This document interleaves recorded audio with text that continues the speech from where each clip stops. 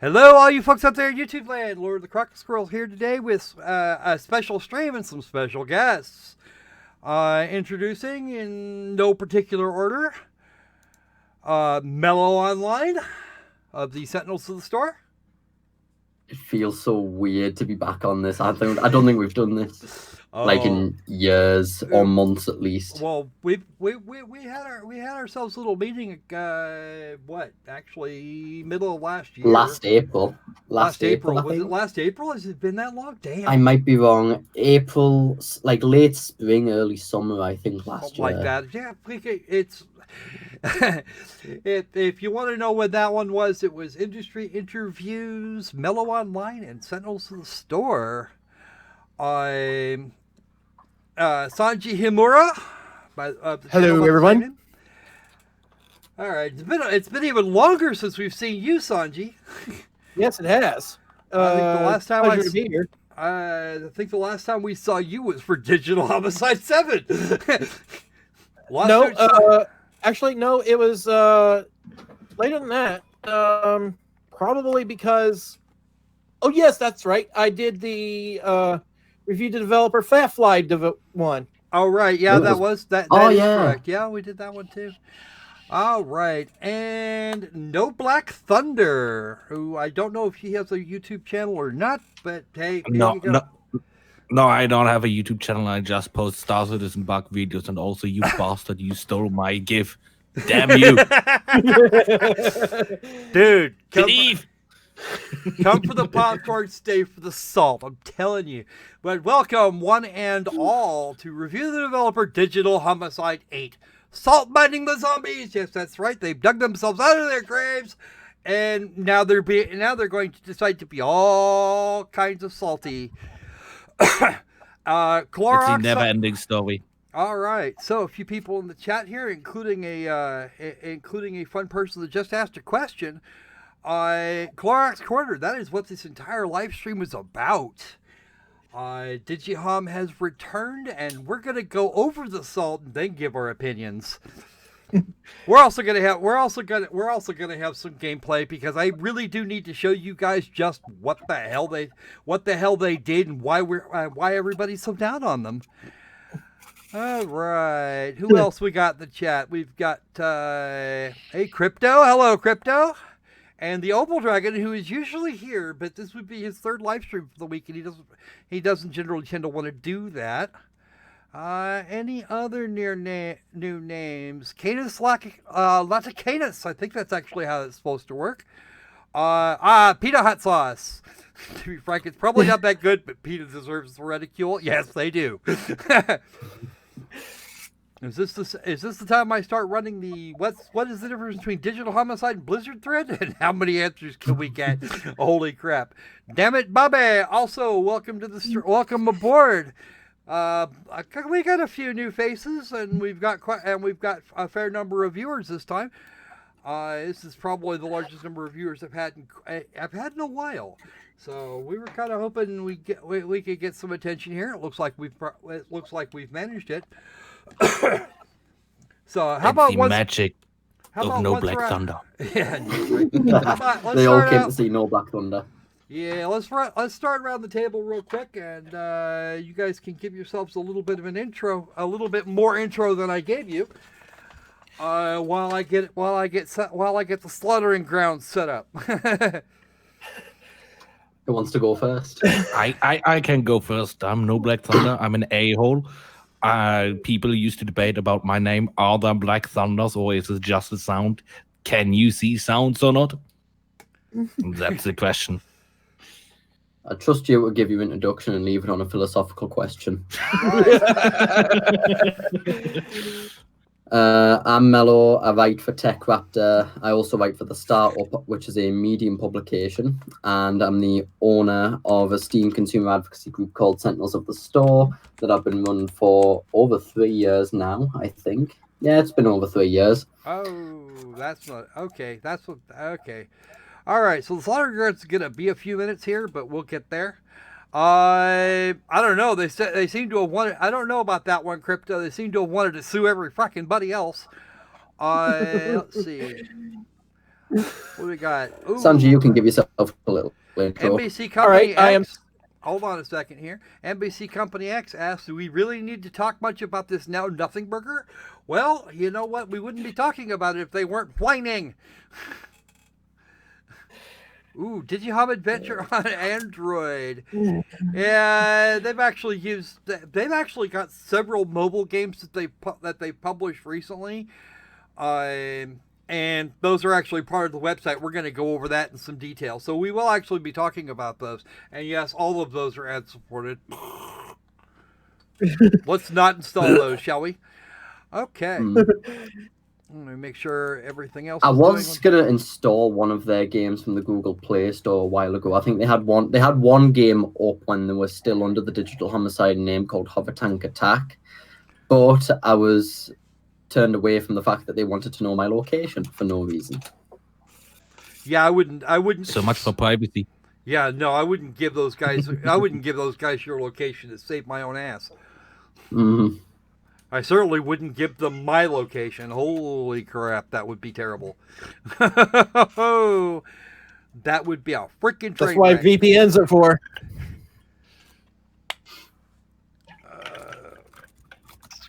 VPN is a shit. Yep.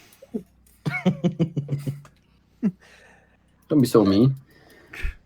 VPNs are one of the few sponsorships YouTubers can get these days. Well, no you VPN. know, I hear it. No, VPN out don't there. say them. No. They need to sponsor this channel before we actually say anything. Yeah, actually, I think most of the sponsorships that NordVPN was paying got wound up getting grounded by the folks that were doing them because data breach, bad. Anyway, by way of introduction, I am Sanji Himura. I am the editor-in-chief and writer of the W2 Report. And we just had a live stream over Day of Dragons, and that was a fun experience. Welcome, everybody. All right, Mr. Opal Dragon has just posted a question to the chat, and the one that makes me laugh the most, I think I've got some game keys running around. I might actually put one out there. Let's see if you guys can make us laugh. Yes, EXPNSIVE, absolutely. Just remember, folks, you can't spell slaughter without laughter.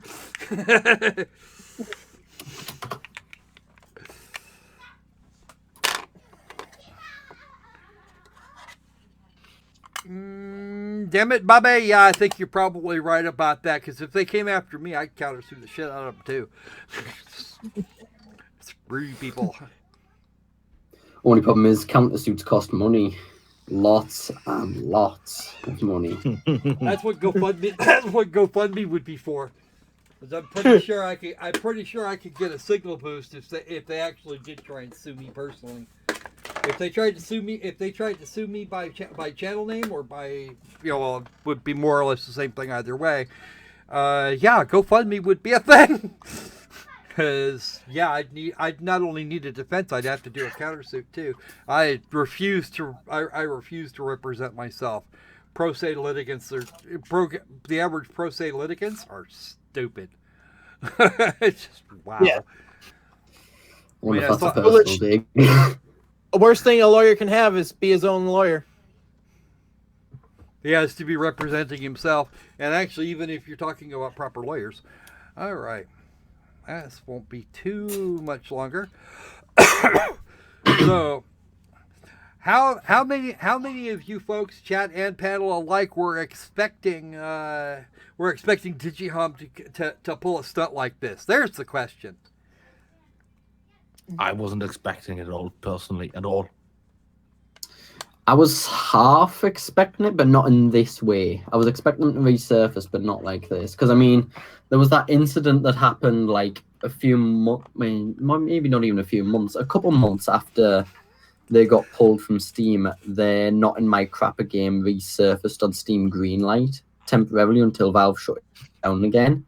So, like, that showed to me that they were sort of wanting to come back into the eye of people, but I don't know. I'm surprised it took this long. I'm actually more surprised that we got Robert rather than James as the front man. Well, Robert's always really been the front man, to be honest. A lot of the public encounters people have been with Robert. Well, this is true. I have to give you that. Yeah, Bobby, I agree. I expected him to be dead and gone and just never coming back, but apparently we weren't going to get there. You had something for us, Sanji? Actually, apparently, I wasn't expecting Digital Homicide to return, and I followed Bluetooth Games, to be frank, because I forgot I still follow them. And then all of a sudden they popped up on my Twitter feed, and I was like, huh. What's up with that? Well, it's interesting. Yeah, what's up with that? So I found out, and I was like, okay, time to ring the dinner bell. Yeah, it's just about time to start mining some serious salt. I got my controller ready. Well, okay, I'll use the keyboard for this one because just. I like that one, Crypto. Wasn't expecting Digihom to return, sort of. I was expecting one of the staff to be half naked with a mega beard and a loincloth made for house cats. Yow. I can imagine how if the cats were alive, I could kind of see where the insanity would come from. I don't want to think about them actually killing house cats to make one of those because, well, you just no. I mean, it's asset use. MDC Company X was first thinking that everybody was watching some troll who hacked every social media account Digital Homicide owned. Unfortunately, I really do find that unlikely, especially with a new website. Wow. Oh, and here's a better one. Their Patreon has one locked post, which can be. Oh, there's an interruption. Digital Homicide is turning their solid waste extractions into blog posting. Yes, despised username, they are. Thank you very much for the $5 donation. Little puppy dog, that's just that much closer to a really cute little dog finding a new home.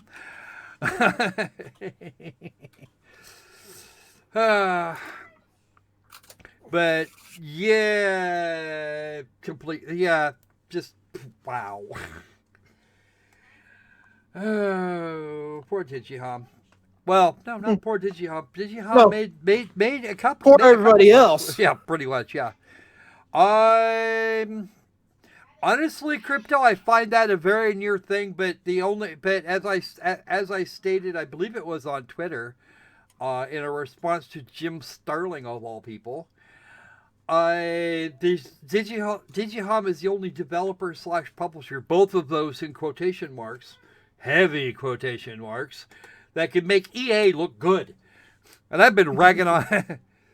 I've been ragging on EA for, God, it's more than a year now. I actually don't even play the games anymore. I just rag on them because they're in the news.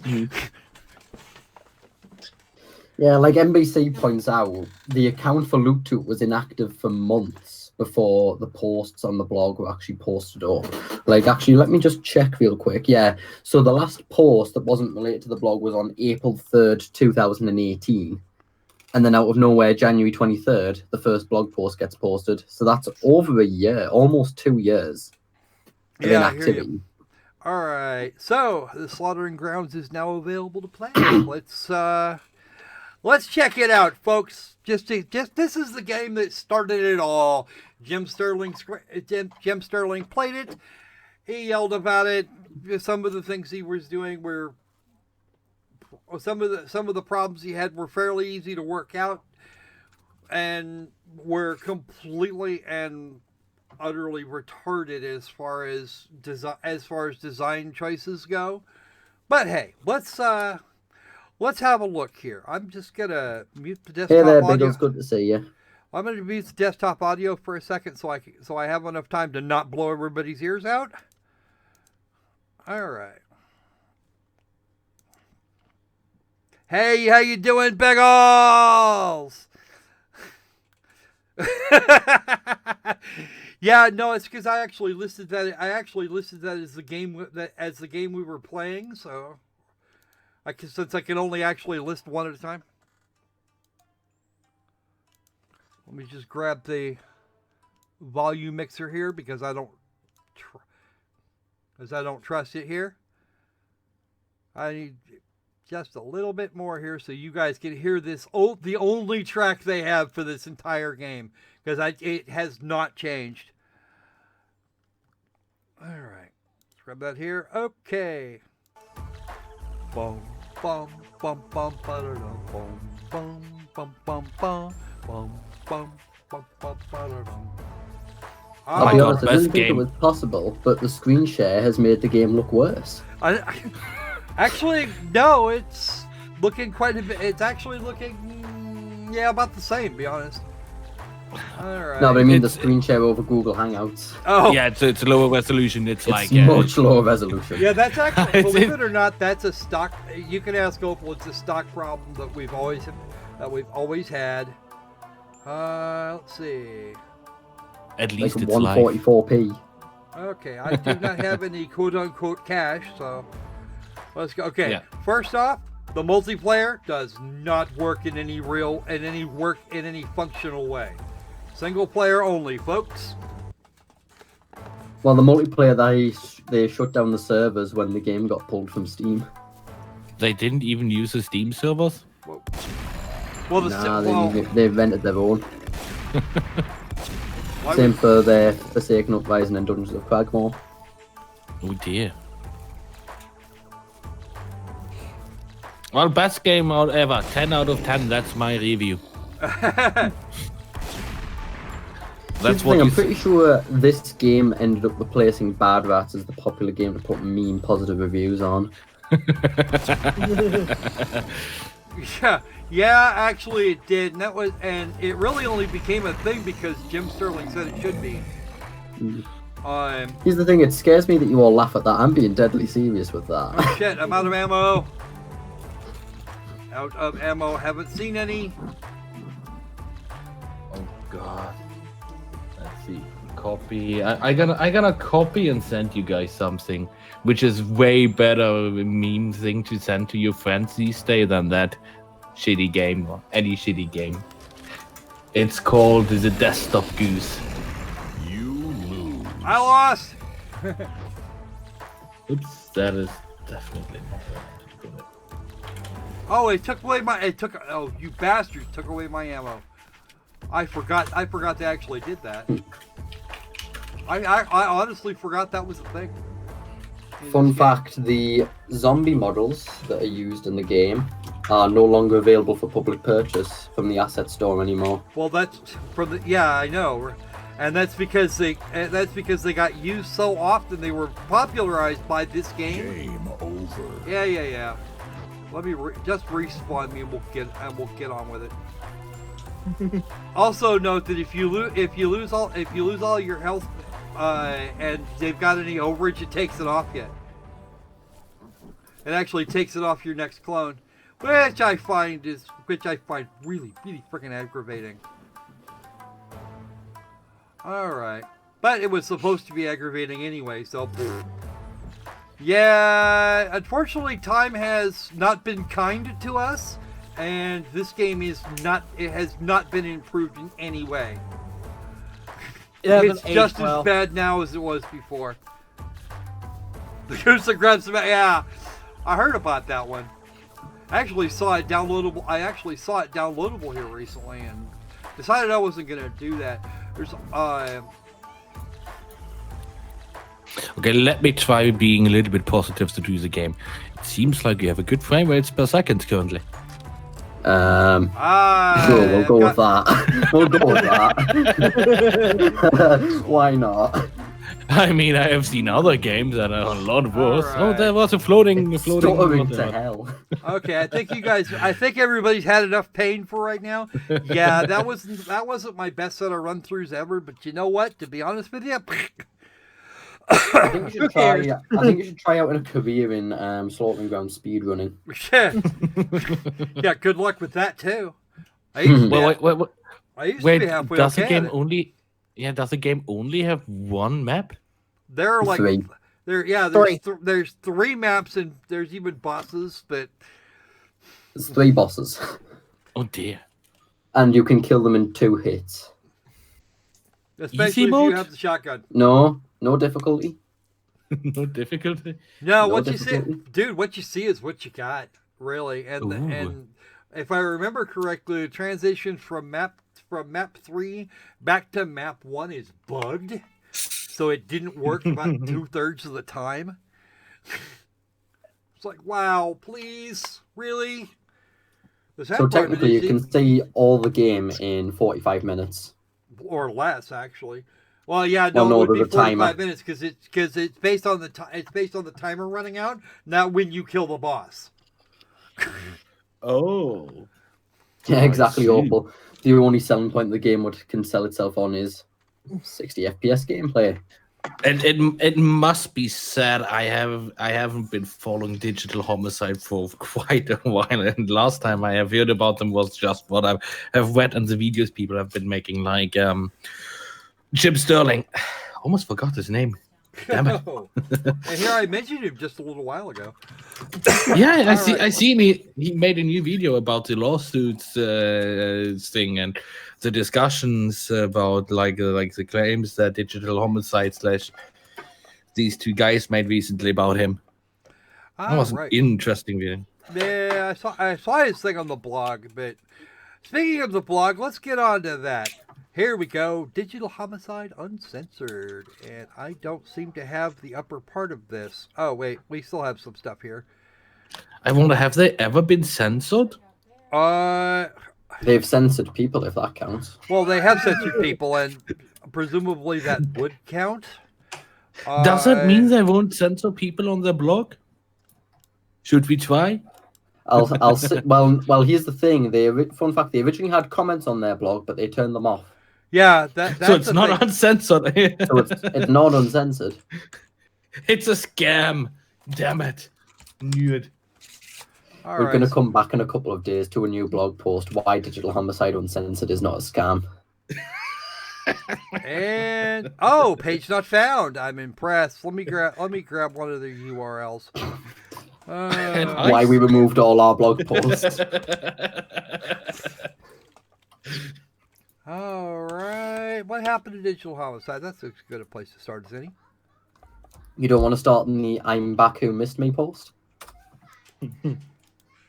I don't know if I'm not sure it's up. There isn't much in it, to be honest. There isn't much in that one. Well, it might be a good place to start then.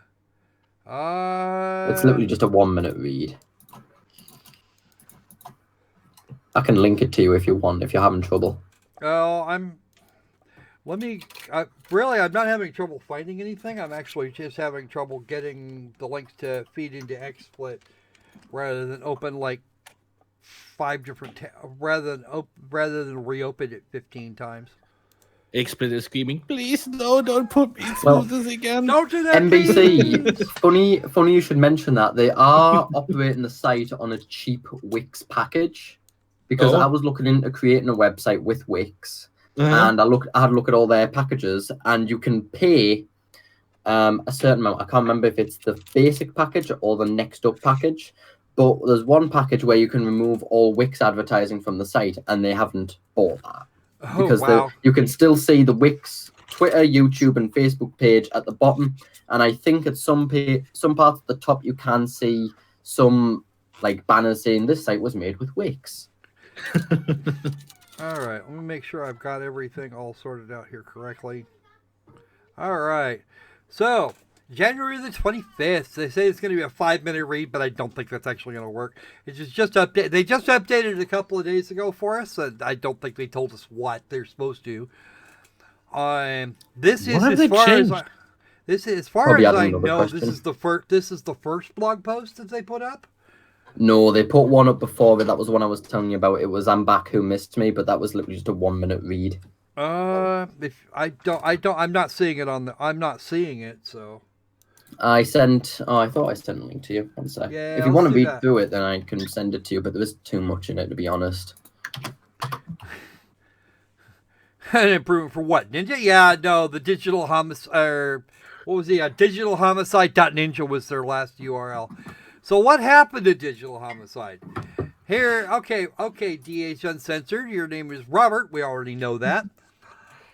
Because James apparently doesn't know how to write, and you're not very good at it either. If I'm being completely honest. Nah. Nah. I mean, if anything, at least this is a downgrade. All right, pretty rough ride learning ins and outs of quote gaming unquote industry. Well, okay, fine.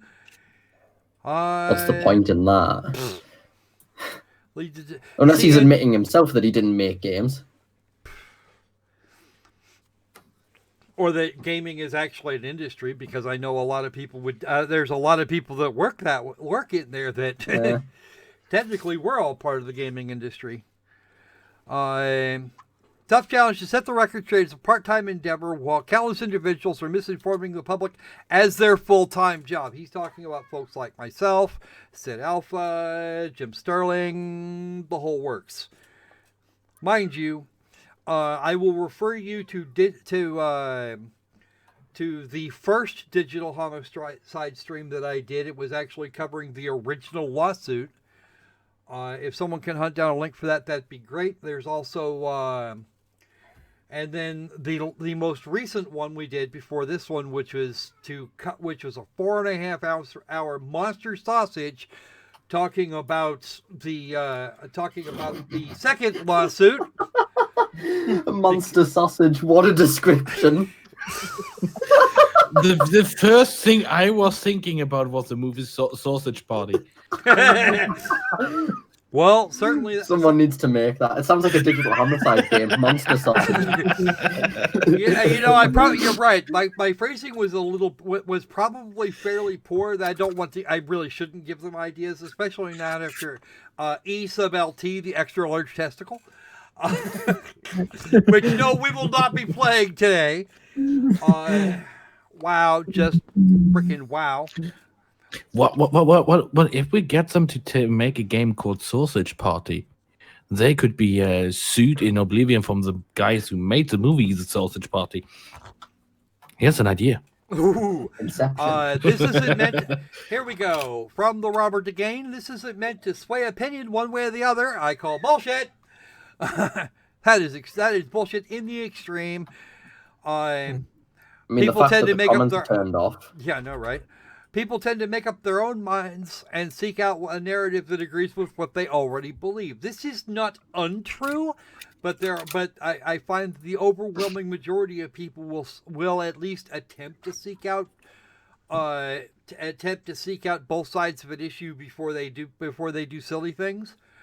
It's why there are And people also who they watch can't- Fox News and others who watch CNN. I watch both. Not that and mostly though, I watch CNN for the salt. I'll be honest with you. MSNBC too.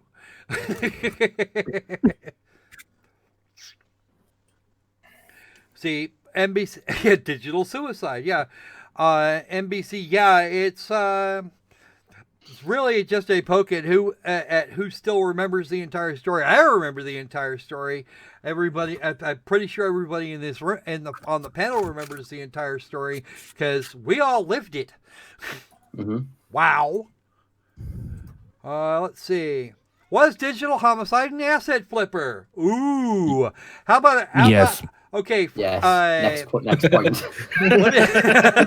Moving on. Can I get a one in the chat for everyone who thinks digital homicide was an asset flipper?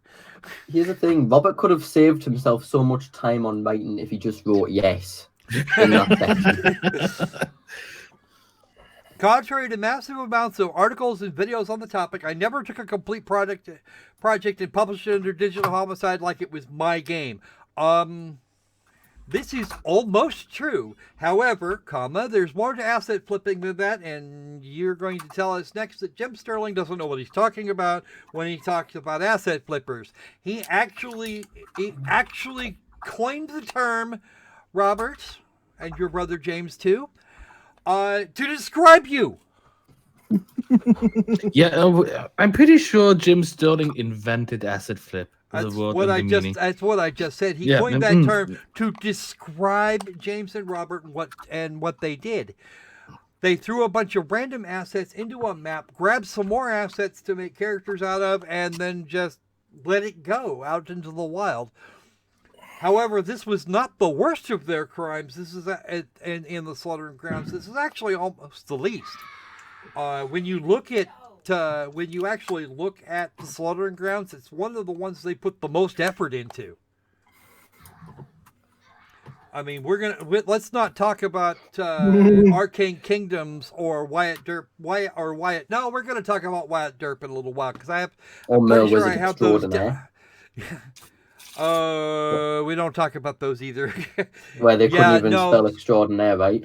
Yeah, Merle Wizard Extraordinaire, Mike the Astronaut, a bunch of them. They were all the same game with different assets, and then he published 5 different versions of the same thing, with just different enemies on board.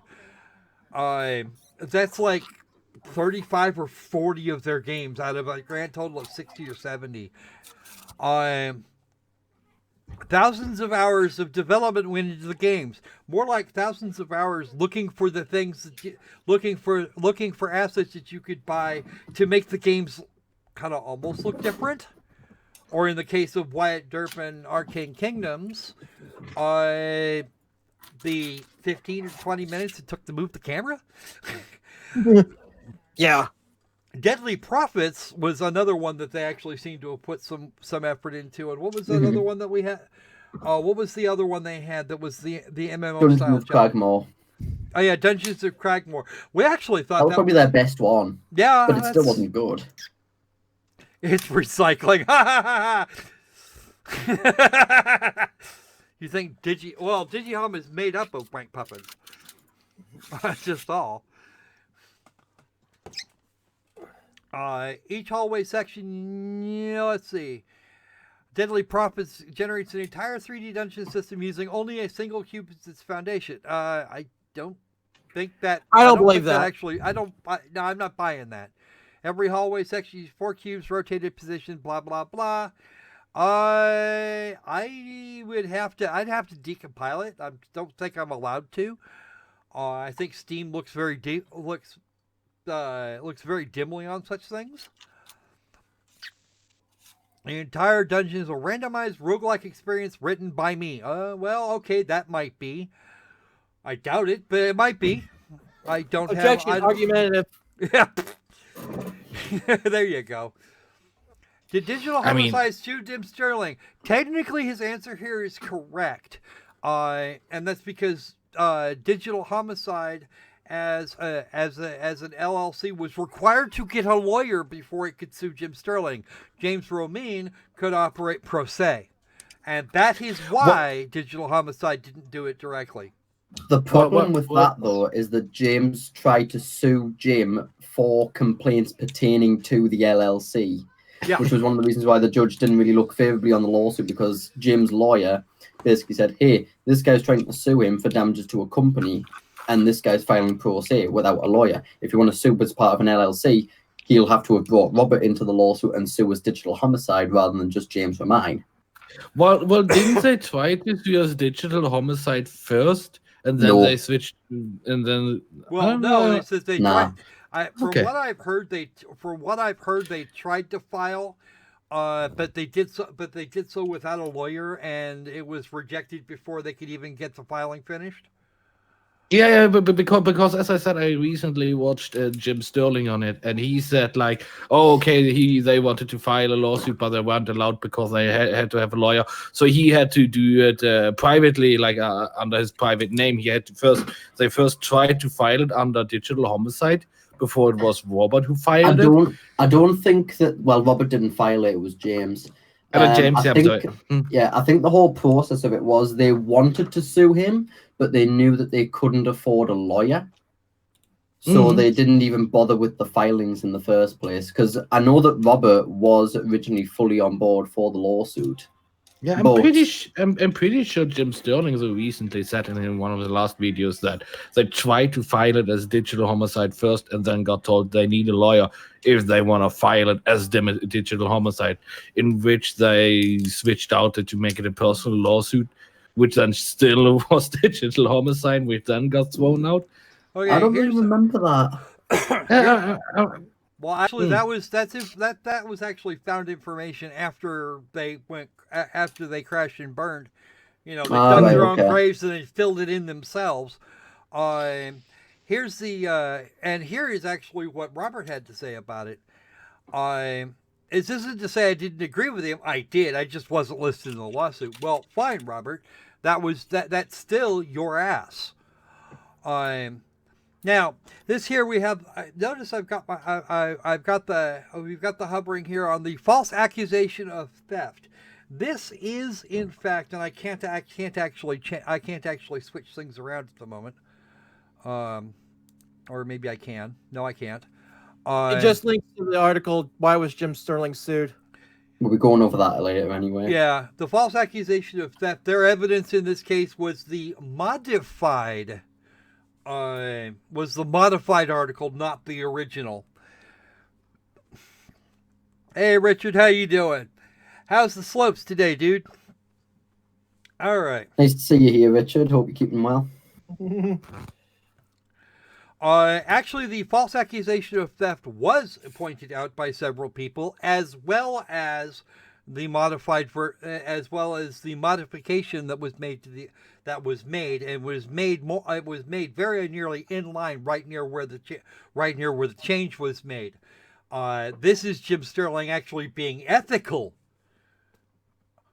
and you can't exactly fault him for that. You can't sue him for defamation if he goes, "Oh, wait a second, what happened? Oh shit, okay." Here we go. I got there we go. We got it now. Sorry about that, folks. Yes, this article was originally incorrect. Yes, I changed it. Here's what was changed. Blah. It's all there. And I think it's worth pointing out that he also corrected the article before any archive could be made. He made it that quickly. Yeah, there was no archive. There is nothing on archive.org for that. It was like literally 5 minutes or something after I posted. Is that correctly?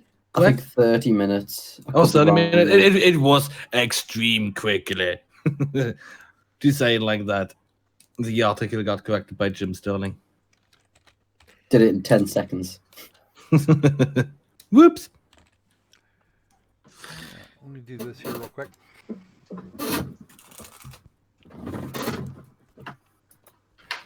Okay, did digital homicide sue Steam users? Yes. You filed a lawsuit. And then demanded subpoenas to force Valve to hand over that information over. Again, lawsuit fleeing lemurs. And yes, I thought that was a very appropriate name for you at the time.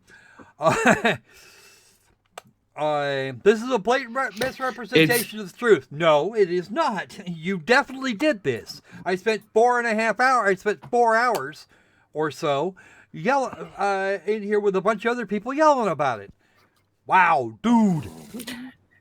It's really interesting. This is the second or third statement that they're giving, and it starts the same way. This is a blatant misrepresentation of the facts and the truth.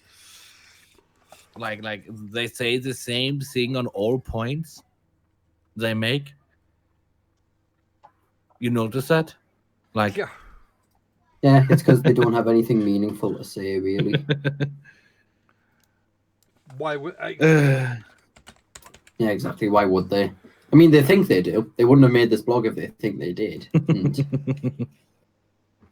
Nah, they're just hoping people forgot. Yeah, well, basically. Unfortunately for them, the internet does not readily forgive, and it never forgets. If they come back with some level of contrition, say, "Okay, sorry, we fucked up." There are some people that would have given them a second chance, and some of those people even sounded off said so in the comments that were muted. Okay, they were censored. So Steam and PC news outlets painted the picture. Once again, there was a lawsuit aiming to lash out at random Steam users who were just voicing their opinions. Mr. Man, you put into your lawsuit, you guys put into that lawsuit the that you wanted a judgment against those people, anybody who had ever supported those people, anybody that you could come up with names for in the future, so on and so on and so forth. I'm going to drop in real quick, and I'm just going to say that me and Croc both received threats from James over Google Plus, I think it was. Yeah, well, unfortunately, basically because since we were making videos about him, he was threatening to add us onto the list. But we actually, and I wouldn't be surprised if Robert Romine actually renewed the efforts on this blog in order to restart the lawsuit. See, now here's the other side. Here's the flip side of that. We actually did the regression calculations. There were like 4 people on the planet that were not culpable, or could not be considered culpable, in that lawsuit. The way it was put together and worded. And again, I encourage you guys to go watch the Digital Homicide 7 stream, because they did in fact they were trying to get the landlord, the freaking barista that made their coffee 10 years ago, all that, everybody. There's like there's 2 people out of a tribe that has never been seen in the middle of darkest Africa, and the other 2 were in Siberia someplace, manning a village that even the Russians forgot about. Okay, just wow. Everybody else on some level or another could be sued, could be named and then sued. It would have been better. Yeah, even I could have been a target. Yeah, you were actually in a couple of those streams with me, Sanji. So was Mello. Anybody that ever bought a video game, or even thought about a video game, or even knew that video games existed. Because their knowledge that was worded so loosely. Or had ever their met definition of people that worked in the industry was just so loose. But yeah, you were considered competition for Digital Homicide if you had even heard of someone that had interacted with someone, so on and so on and so forth, that might know what a video game is. Seriously? They literally, in this process, tried to claim all of video games. All of them. Like, ever. They were the only person that were going to be allowed to make video games ever after, if this lawsuit had been given any shrift at all. And it was not very long after that Valve chose to end their business relationship with Digital Homicide. This behavior right here. Not just the Steam users. Valve took a bullet for freaking everybody. Okay? And not just the people that were watching my live streams on that at the time. The level of wow was just fantastic. And here we have them being salty. They say that the lawsuit was about a small group of individuals spam posting 80 plus times in a single day. Defamatory. They don't seem to have a real clear definition on what defamatory is, because the truth is a complete defense. This is true in any kind of defamation. Defamatory for them is everything that doesn't align with their views. Well, and on top of that, our rights don't end where their fifis begin. And our opinion on a thing is not actionable as defamation, as we have learned from several different lawsuits concerning the Covington kids. If the due diligence has been done and you're making statements of fact and you have every reason to believe it's true, you don't get to. Yeah, that's not going to be a thing. And that's only if you're a reporter. Here we go. I dug up the lawsuit regarding digital homicide and the unknown Steam users. All right. Yeah, go ahead and post a link to that in the chat there, Sanji, if you can. If you can't, let me know and just write a message in there, and I'll make sure that you can. I believe this is it. I can, but it doesn't show up as a link. Well, in which case Yeah, I can't see it. I can't see it at all. Go ahead and type something weird in the chat, and I'll put a wrench on you for the time being. Yeah, Crypto says they tried to steal the cake. They tried to steal the cake and grape it too. No, I'm not going to say that word straight up. Okay. So I'll wait for that to show up. Why? Okay, there we are. It's there. It took it a second to. All right. Okay. Go ahead and try it again, Sanji. All right. Link the live stream if you can too. That'd be brilliant. Actually, link both of those live streams if you would. Just to give you, just so you, hey, Boggy Online, hello, welcome to the stream. So anyway, back to our story. Personally, Robert thinks that more of the blame lies on Steam's facilitation and encouragement of harassment rather than the individuals who actually did the harassing. This is actually the reverse of what seems to be going on with Steam of late.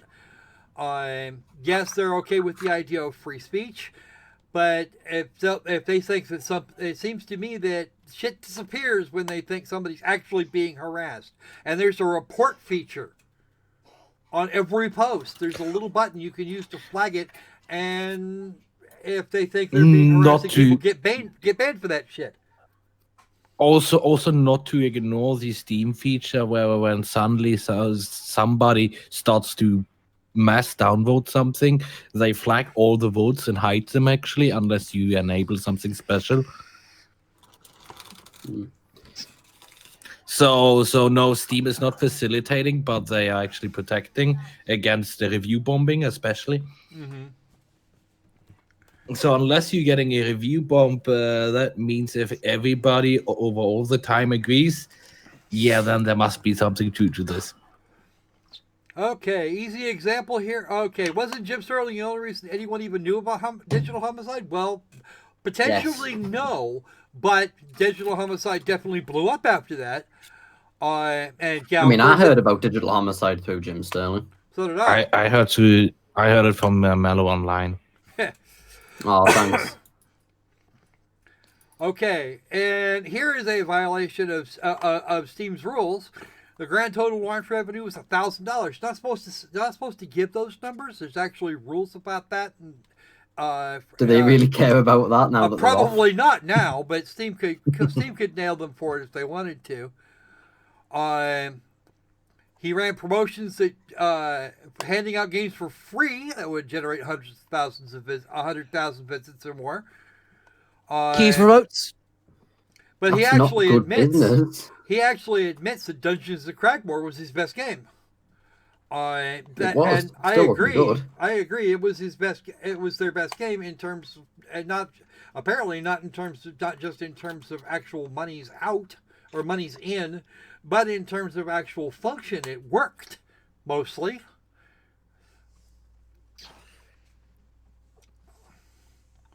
Was it his last game too? No, I don't think so. Dungeons & Cragmore was fairly early on. I think it released sometime shortly after the Slaughtering Grounds. I'd have to check. No, there was about maybe half a dozen more games released between Slaughtering Grounds and Cragmore, but Yeah, I think there was still a handful of titles launched to Steam, and by launched to Steam, I'm not counting the Steam Greenlight shit that they peddled. And yes, attention from Jim Sterling would have brought drama in because, frankly, and with all due respect to Jim, he did a good job reporting on this, but he's a drama whore. He really is.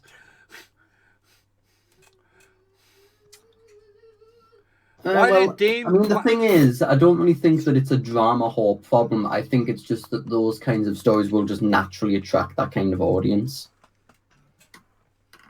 I mean, I feel like this live stream will probably attract that kind of audience at the same time, as well as people that are just interested in the topic of conversation. Oh, Boggy, I feel badly for you. I've done that, and wow. If you want a bigger collection, though, go look at Itch.io. They've got more of them there. And yes, I've grabbed copies of their games off of. They've released games to Itch.io. I've grabbed copies of them, and then and then trumped them by covering them before they could be released. They were not happy that we did that. Oh no, they were not pleased. The only thing they couldn't do was sue me for stealing their games because I paid for that. Yeah. That was their mistake for making a package that said that told them that we would get every digital Homicide game that they had on hand and everyone after that. So they put 2 games up that were scheduled for a week out from when that particular live stream was. The first one was a week out, and the next one was a week after that. They wound up releasing them both within like an hour or two.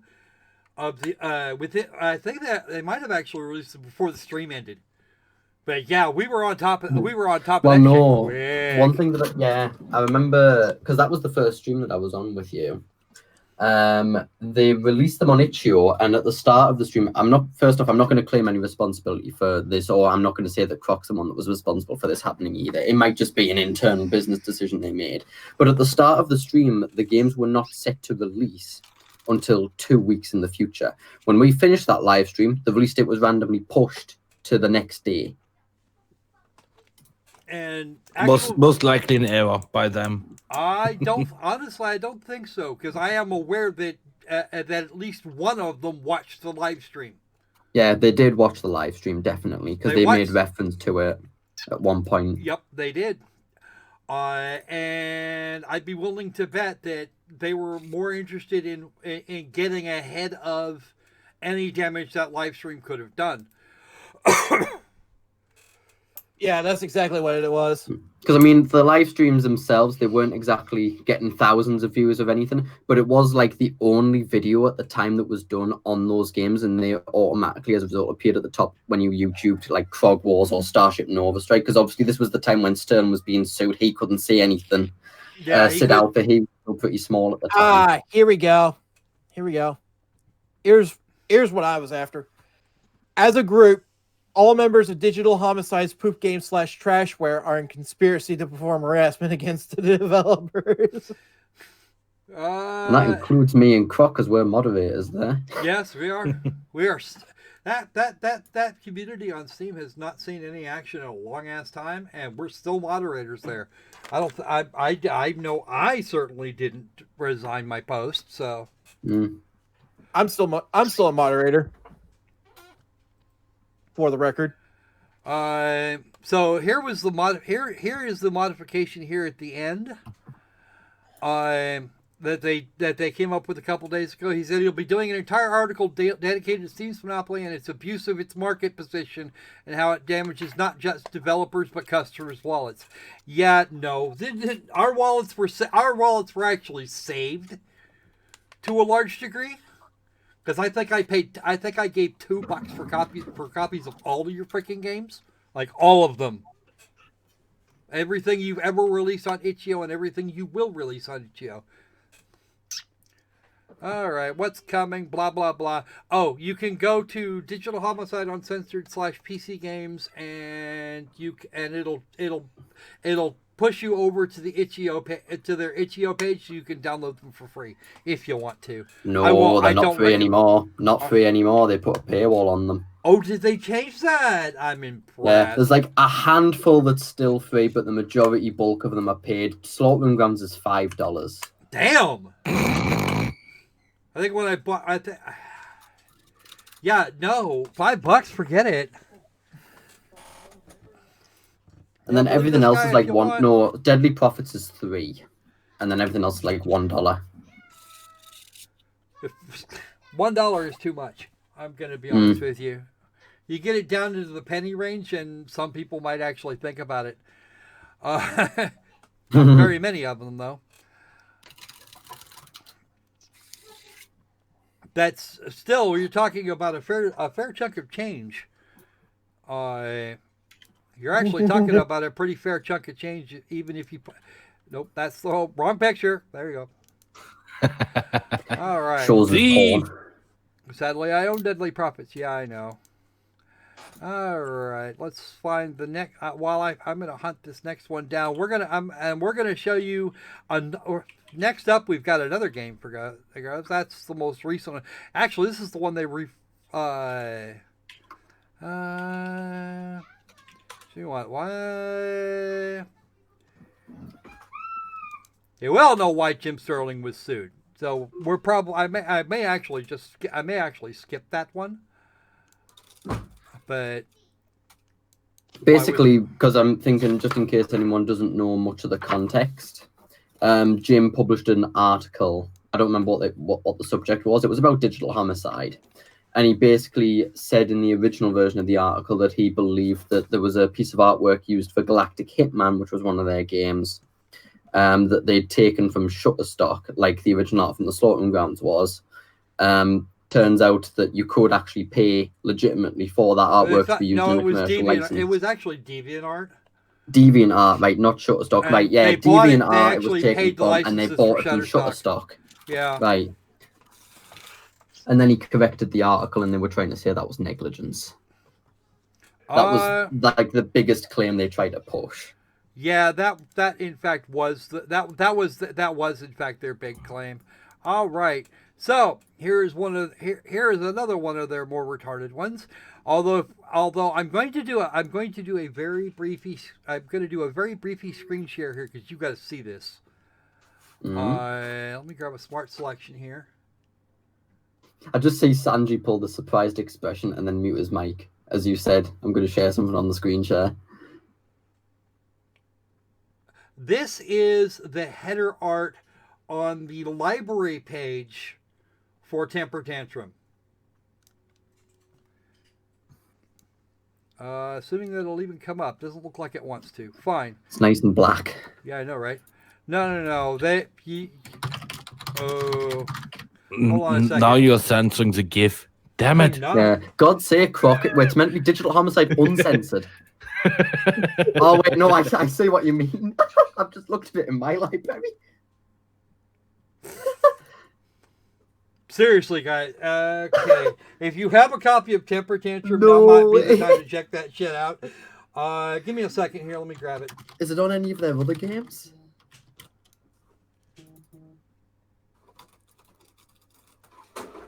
I don't think so. I think it's just that.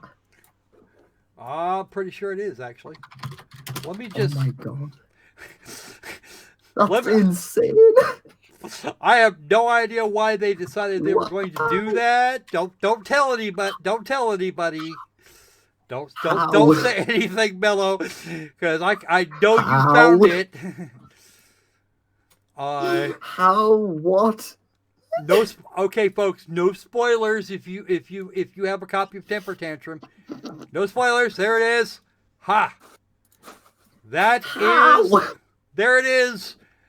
Yes, that's right. There it is in all their glory. Now I'm going to remove that so I don't get nailed. Yes, that's right. That's right. Microsoft and 343 Studios. DigiHum stole it from you. Actually, I think that's.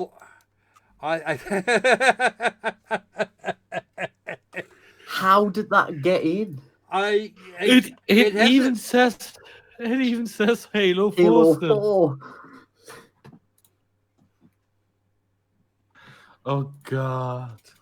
That's that thing. That is the definition of funny. zero fucks. Kill me now. Wow. Again, guys, check out all the freaking salt. There is salt to be mined here, and we are nowhere near done. And we're an hour in. Yeah, we're only an hour in. We've only looked at one blog post. Well, we got some more blog posts. We're gonna kind of skim through them for the most part, like we did the last one. We spent more time nattering about what kind of idiots they've been, really. All right, let's see what that game actually looks like. By the way, no need to flex or anything, but I am currently at the top of the speedrunning leaderboards for Temper Tantrum. Ooh. Are the leader? Yeah, I want to know that. Whoa! I forgot to do the thing. I keep forgetting that I have to use the volume mixer because they don't include options for that shit. Let's go down a little bit more there. There we go. Oh, much better. That's much better. It says play now and exit game. And no controller support. I forgot about that too. Wait, no, I played it with a controller. Well, I certainly can't seem to get there from here. Wow. Oh yeah, it looks so much like the artwork. There's a Master Chief running from the other people. It's perfect. Yeah. Wow. It's basically Halo 4. It's better than Halo. I see no difference. It's more realistic graphics. Oh no, it's nap time. I ran out of energy. Boggy, if you head to speedrun.com and type in Temper Tantrum, you can see them.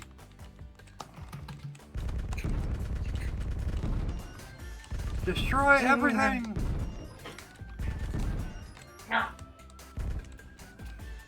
Come here, pussycat.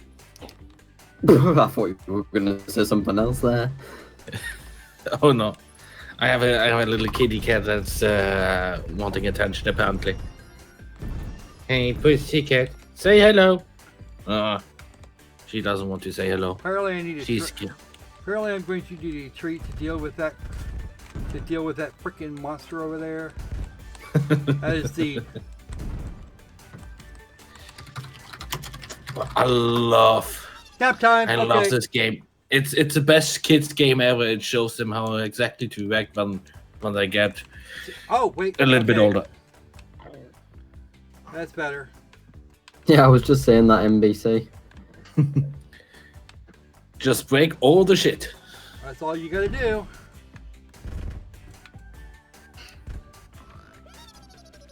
You want a new car, but nobody's paying for it? Start breaking That's shit. the shit.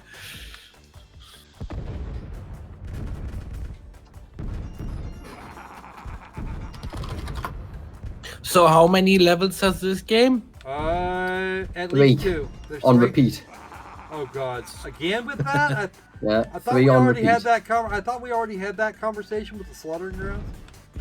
But here's the thing: the difference is they add more enemies as you progress. So the more times you visit the same map, there's more enemies on it. That sounds like a personal So- problem to me. Yeah, but they don't increase beyond 3 enemies. They love the number 3. Okay. Well, all good things. 3. Haven't you ever heard of it? Surprised they haven't done 3 lawsuits. Well, please note the scores listed here where we've got numbers overlapping numbers. That shit is hilarious too. All right. And now let's do an exit because, well, I think you guys have probably had enough. Wait, how is the first place in high school has like 3 numbers less than second and third place? That Because makes it's- no sense. I mean, math apparently isn't their strong side. I get it. Well, yeah. No, what the hell? Actually, I should check and see if there's a store page for this now. Is there a store page for it? What, Temper Tantrum? No, there's not. But somehow or No. another, I got a card. Oh yeah, cards still drop. You just can't sell them anymore. I turned them into. Well, that just means I won't be able to turn. That means that badges are an impossibility. They are, but you can still trade. Can you? You can trade for the badges. Yeah, you can trade for the cards. And you can turn the cards into gems as well, and you can turn the gems into the booster packs for the game. Why would I want to? That's the question. Exactly. Steam is getting 100% of the trading cards profits. Well, I mean, they would take them if they had. They would do it if they could. Actually, EA looks competent. Actually, I could buy them, but there are no listings for it. There are no listings available. Yeah. I can place a buy order, but I'm not going to get one until there's a seller. Oh god, Well, I mean, you can sell them for a high price. No, you can't because Steam just refuses to let you list it. Ah, okay. I can test that. Okay, so Do it. It won't work. I'm almost certain. I'm almost certain that's correct. Let's see. All right, next blog post. As soon as it loads. Boo. Yes. Oh, Load, damn you. That's the website. It exists, but and it's apparently not loading. Give it a few seconds. It's slow, and it's a basic Wix subscription. If it doesn't do it in 10 seconds, then just reload it. Well, I have to actually, I'd actually have to pull it and then do that again. So it loaded part of it, but it looks like it actually looks like everything's buggered up. Which post are you loading right now? Why was Digital Homicide's lawsuit thrown out? Well, you want Yeah, me I've to already got read it that. actually? You want me to read it and actually be useful for once? Yeah, why don't you do that? Okay. Okay, I will try give- that. Why was digital? Hold on a second. Can I get a link in the chat there for Yeah, sure. for the blog post so everybody can read along? There. I've posted something. I'm not sure if people can see it. No, you haven't. No, I can't. It's not coming up, or at least it hasn't yet. Has mine come up? No, actually, I need. Well, Huh. you need a wrench you actually for this. Are So should you we just like censoring us? I'm not. that and then post it? Yep, there we go. Let me grab that real quick, like. Just tell me when I can post it. Hit it. Worked? no. Give me a sec. Well, give it a second to catch up, folks. Come on. There. You got to give it a second to catch up because you have been wrenched. I have been wrenched. I've got the wrench next to us. Now if we can just wrench Digihom out of its out of its poor me attitude, I think we might be okay. All right. So. Okay, you want me to read it? Yep. Okay, why was digital homicide lawsuit thrown out of the court? It wasn't! This article, court thrown out, digital homicide case against critic Jim Sterling. For example, written by Cecilia Anastasio. And Anastasio. listen on Kotaku users title that is not only false but intentionally worded to support the biased, false premises content of the article. Trying Sounds to like read Robert's in the room. yeah, I'm trying to read it with emotions. Anyway, there's the link. By the way, the lawsuit wasn't actually thrown out. The original lawsuit wasn't thrown out; it was dismissed, and that's as a result of settlement, which cost Jim Sterling way more than it had to. Yeah, because there was no money to get back. Anyway, okay. First, digital homicide didn't sue anyone. James Ronan did. By saying digital homicide, you saying our company and myself were also litigants in the case filed, which isn't true. And that's only because you couldn't do otherwise. You had to get a lawyer for digital homicide to sue. That is correct. Second, the lawsuit wasn't thrown out. It was dismissed as part of a settlement. I'll detail this below. Saying thrown out is used to support the false claim that the lawsuit was frivolous, which I've already written an article about, and it was not frivolous.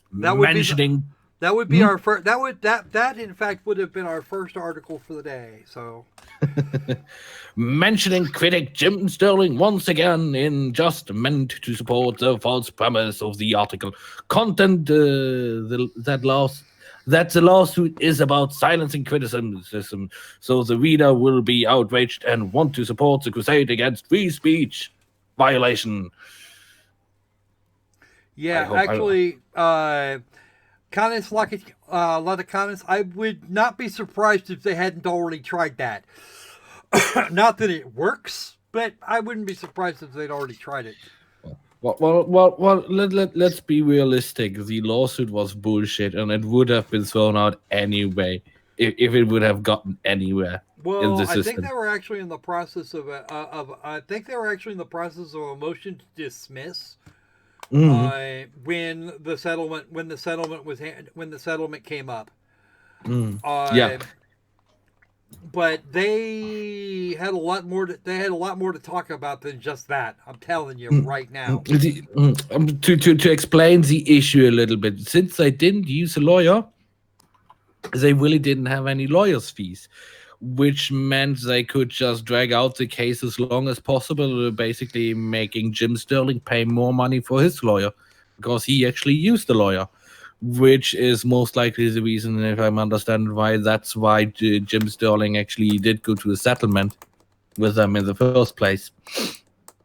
Because it would have been a never-ending story with just the lawsuit itself. We now, as an example, Star Citizen and the Crytek lawsuit, that has costed like over $2 million so far. And 90% of the court, of the case, the points have been thrown out, and the last 2 points are about to be thrown out, most likely too, in that case, and dismissed. So, yeah, just to give an example how ridiculous expensive lawsuits can be before you even get into court. Yeah, the motion to dismiss was actually up for a hearing a few days before. I think it was actually just a few days after the settlement was reached. And it just I think all the settlement actually involved was them not being allowed to sue Jim for any bullshit that they could come up with. Their existing case dismissed with prejudice, and Jim had to pay the fees. Had to pay his own lawyer's fees because there was freaking no money anyway. But Jim paid for pretty much everything except the filing fees and the actual costs to show up at the court, to show up at the courthouse. Everybody effectively paid their own shit. Okay, let's continue. Now, this was a startling sight for Game Critic. If taken seriously, digital homicide lawsuit could constitute a threat against critics who publish negative reviews on large platforms. Well, it actually did, exactly. That's what it exactly was. This quote from the article once again paints the lawsuit as frivolous lawsuit meant to harm reviewers' right to free speech. Nowhere in the article do they mention the focal point of the lawsuit, a false accusation of theft done by Sterling. This wasn't about your right to free speech. It was about the right to not have false information printed about you, which is ironic since the article itself is an example of having false information printed about you. Okay, just to add a little bit here, they actually made a reference they were actually suing for libel, which is defamation in written form. They also tried to get at a bunch of slander, which really didn't apply to the evidence that they presented. But yet there was a lot of crap in that lawsuit, and the other one was worse. Defamation pro quad. Yeah, but you can't sue for defamation. If I remember correctly, you have to label either libel or slander, and that defamation as such isn't really an issue. I think I could be wrong about that. I am not a lawyer, but I know how to read a lawsuit. So yeah, take take what I'm saying with a grain of salt. They ragged Jim for having a Patreon, but if you remember from the last one, they actually have a Patreon. Yeah. Anyway, let's see here. Oops. So let's continue. So what actually happened that led up to the dismissal? Let's start at the first mentioning of the case content. I personally had conversations with Sterling on the phone, which he later claimed was me threatening him to silence his criticism. This is false. I actually told him specifically I couldn't tell him what to do. All I wanted was for him to cover us, like he would cover anyone else, instead of specifically targeting us and bombarding every single game we released, game we posted to Greenlight, or website update. I literally backed him. Huh? Honestly, he did exactly to them what he does to every other idiot that does this shit. It's exactly what he does. Well, yeah, actually, Jim Sterling did exactly what he does to all games at that time, especially. Actually, to tell you the truth, Sid Alpha treated Digital Homicide with kid gloves, according to Sid Alpha. To be perfectly honest with you, so did I for a lot of it until they got particularly stupid. Yeah, I was treating them with a modicum of respect, till it was determined later that, well, no, they didn't have that coming.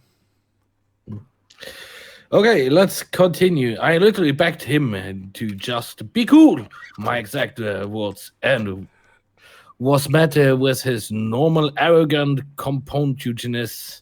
I told him, contemptuous. It's a hard word. God damn it! It's a common word in English. Yeah, I'm not using that. I'm not a native there English we go. speaker. We got a visual now. Oh. All right. So can I just say this paragraph is my favorite out of all the blog posts he's written, and you'll realize why by the time we get to the end of it. As again, it says here, become a patron. Yes. Okay, you want me to continue? Let's actually skip down a little bit. Okay. Fast forward through. Okay, starting with. Can I just quickly add in though on that paragraph? He mentions that he didn't threaten Jim Sterling, but then he waits until the end of that paragraph to mention the thing that can be construed as a threat. Yep. Okay. Well, then again, he actually made another threat. Let's see. Start with Sterling's lawyer. We'll get that one. We'll get that one out of the way, and then I'll see if I can't find something else. But yes, Jim is actually well known for hyperbole when doing some of the things he's had to say. You know, hashtag fuck Konami, for example. That was a keen bit of hyperbole that fuck Konami news, because Konami is Konami and Konami is the worst. It's definitely hyperbole. Konami has done good things in the past. They stopped doing those things, and EA and Blizzard are currently fighting for who gets bottom billing. Okay. Yeah. Hold my beer. Yeah, hold the beer. And then Digital Homicide comes back with their whining and tells those two to hold the beer. In this case, it would be hold my popcorn. Popcorn. Oh yeah. The only shoulder length rubber glove I gripped out.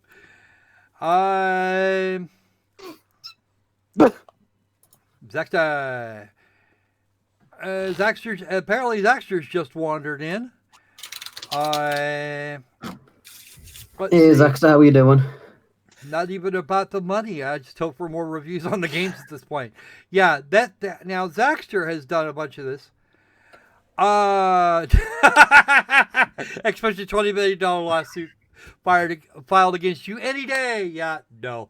I'm pretty sure that the only thing they'd do is make this channel would be to blow this channel up. Seriously.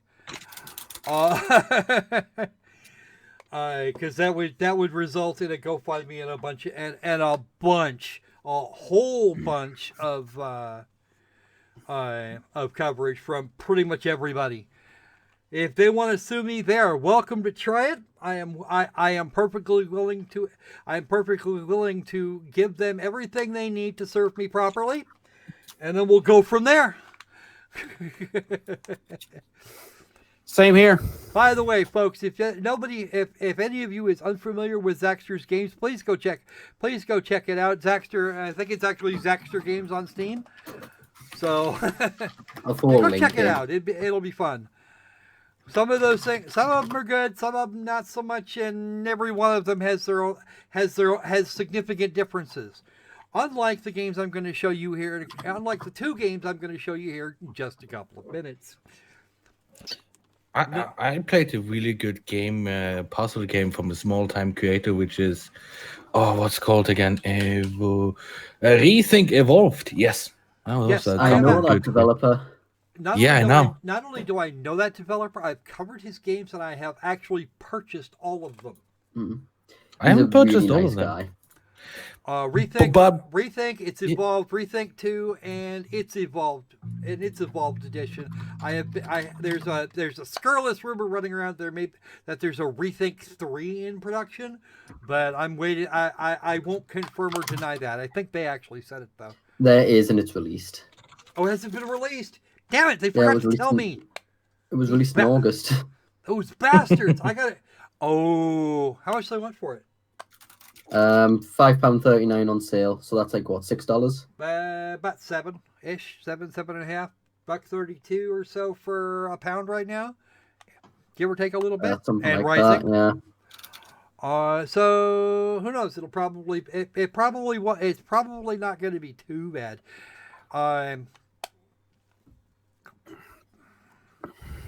Best guess would be 8. Sanji, would you look that up for us, please? That'd be great. Okay, what game? Rethink 3. Rethink 3. Those were brilliant games. I love those games. Playing with lasers. That's really. Rethink is one of the nice examples. It shows like how you can go from nothing to actually make good games. $7.50. $7.50. Okay. Here's another one for you. Something that I think was actually really, really good. And it's a thing that I played just over this last week, and that was Superliminal. Not yesterday's stream, but the previous Saturday stream and Wednesday stream both involved that particular game. Brilliant game made by one guy. It's short, and and at the price tag, it's actually on the Epic Game Store, but I don't think that was actually a pay. I'm pretty sure it wasn't a paid exclusive. He just decided he wanted to try and get as much out of it as he could, not have to pay an extra 18% to Steam. What was the other one? Light Matter. That was a really good one too. You can play the first couple of hours for free. First hour or two for free, and some of those puzzles are absolutely freaking demonic. Yes, I said that. You can quote me if you want to, but it's $20 to get the full experience. So it's interesting how small people that were completely alone are capable of making better games than any of digital Homicide. I mean, apparently today making games, if you don't overshoot in what you want to do, isn't this hard anymore. Take an example, Stardew Valley, made by one guy who had no idea what coding was before he made the game, and he did everything by himself. I mean, well, then there were the Freddy's games. And endless those spin-offs. Just wow. How about we catch this last thing here Please note, become a patron on Patreon at the bottom of the screen there, or at the bottom of this little window I've got worked up here.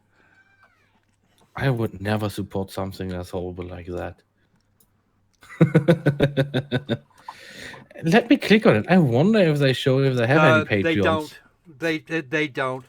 They just they've show hidden it. They've hid them all. I will say though, those numbers are very close to zero. Yeah, before the posts were just completely hidden, there was always a preview, and you could see the amount of comments. And I did see that there was 3 comments on one of their posts. So take that for what you wish. Maybe it was them commenting on their own posts. Probably. All right, let's get this last paragraph here, and we're gonna break out Wyatt Derp.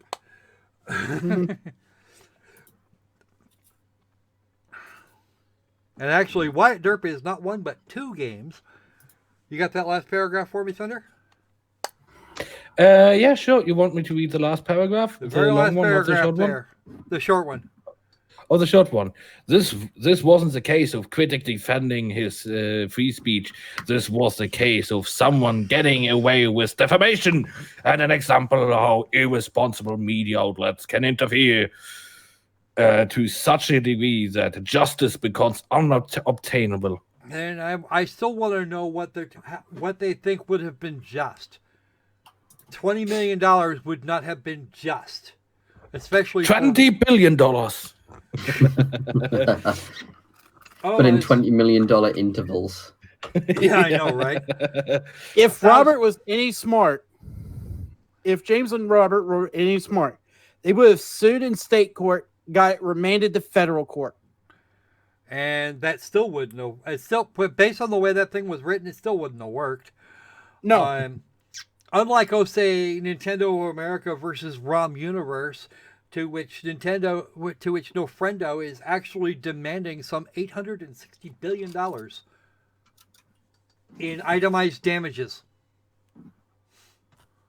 Huh. It's $2 million per trademark. It's $2 million per trademark infringement and $150,000 for copyright infringement for every download of a Nintendo ROM that was made. Some 400,000 of them.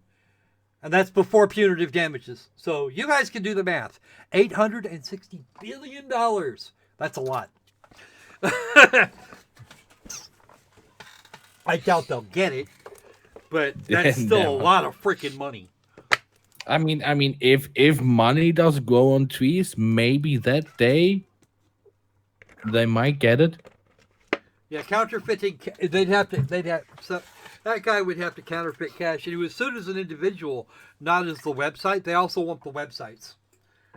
I mean, just counterfeiting it would cost them millions of dollars, billions. Why don't you just print up a few billion? You have any idea what that would take? Just like 6. If you place the if you put $1 billion 6 feet wide, and turn them into a bridge, you could go from somewhere in California to Hawaii and walk on nothing but dollar bills. Seriously, that's a lot of freaking money. I think you could actually, for $1 billion, you could go to the moon. You could actually just climb the stack to the moon and back. Wow, dude! Space elevator made out of money. Well, some people would argue that it would be anyway, but that's not the issue. All right, time for a game. Actually, let's leave that up so I can make the modifications. Time for the next game. Actually, we're gonna do 2 at the same time. We're gonna do 2 back to back here because I want to show you this particular crime. Pay attention. Okay. Unfortunately, this is the part of the program where I'm going to have to depart. I have a family emergency that I have to deal with. Oh no, that's no fun. Well, hopefully it gets better. Yeah, it will.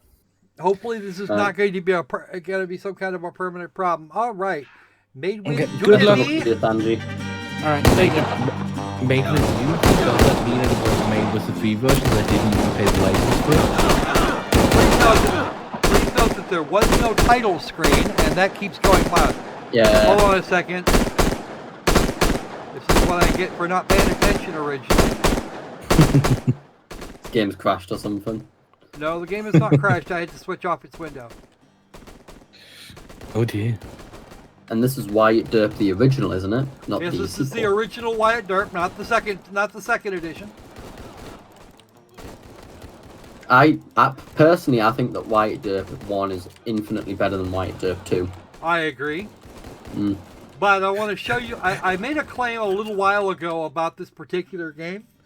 And Is it you were- me or are some of them shooting sideways sometimes? They are. They are. Yeah. And actually, it has to do with me hitting the escape key. We don't know where he is. We just shoot blind.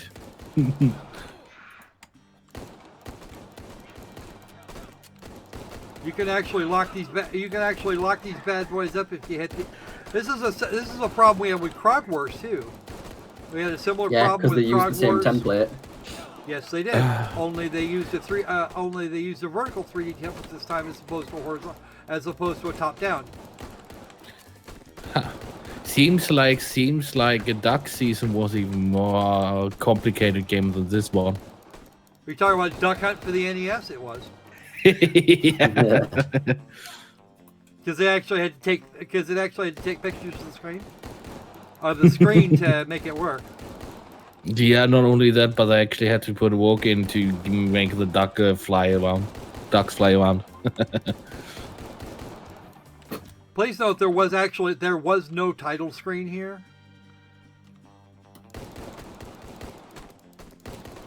You notice how they drop into their T-pose rather than just flat out ragdoll, Mm. And then they just disappear. and then they vanish. Some of them do anyway. Yeah. Think of it, if they would have never despawned them, the game would just get laggier and laggier. It's already pretty laggy. Yeah, I can see that. I mean, Not saying from it doesn't exactly look like the most demanding game in the world. Well, it's probably not, but it's kicking the crap out of a GTX 1060 with 6 gigs of RAM. Which it shouldn't be. Optimization. It didn't do this much damage. It didn't do this much to my old laptop, and there was and it had less. It had what half the VRAM on a 670, the 670 mobile no less. But I'm still getting frame rates in the 30s.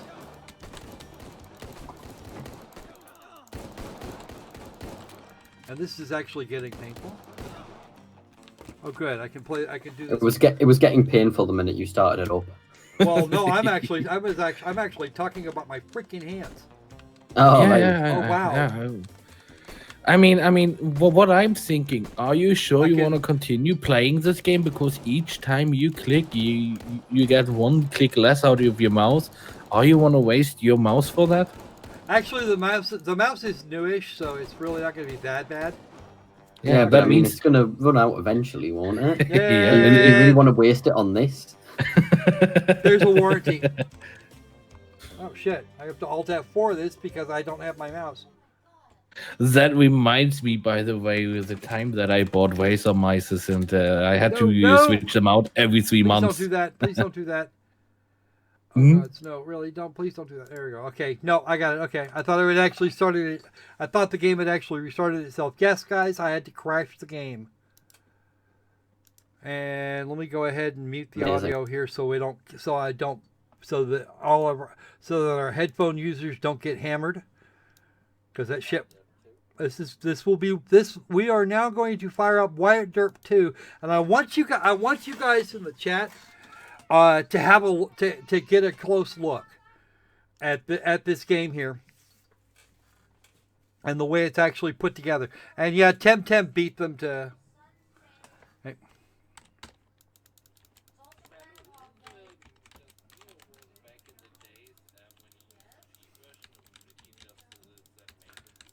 Okay.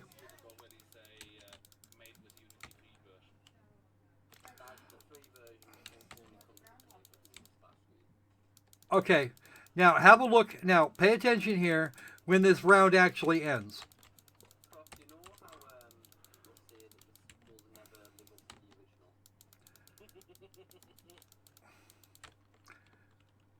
Oh, they did actually update that.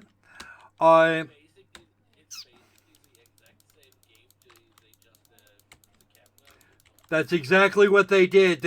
They took the exact same game, the exact same gameplay, all the shit, and they turned the camera. They turned the camera up to point down the top at the play field from the top, because nothing else has changed. No, it's the same game.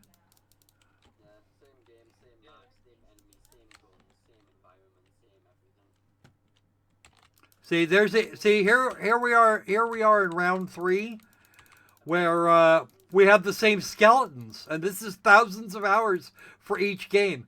Now, it used to be that the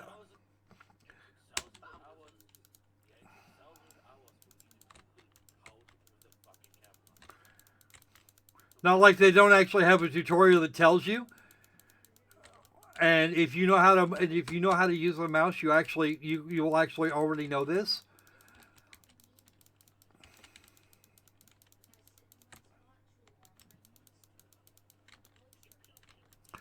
Because exactly zero has changed here. The ragdoll mode, see, the one thing they changed, the thing that originally tipped me off, was the round complete was originally not done in 2D like that. It was done in 3D, and they hadn't reoriented it. This is something that was changed up. This was something that was changed in a patch, I think, at some point.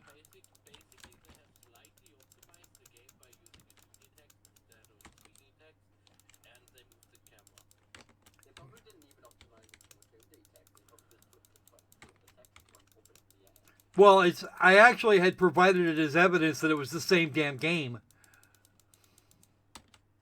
Because we're not exactly perfectly overhead either. We're just a little, we're slightly back from there. Game over. Yay. And the fun part of it was that it actually switched me to the nighttime stage. Oh shit. You guys are, oh shit, I forgot to turn the audio back on. My bad. So yeah, what they did was they turned this thing, they turned it, they just switched the camera to orient down. And they apparently at some point or another replaced the text for round complete, because it used to be vertical just like the others. Again, it took 1,000 hours to go on Google and find out how to even Google how to move the camera. It was hard work. But I'm a pro.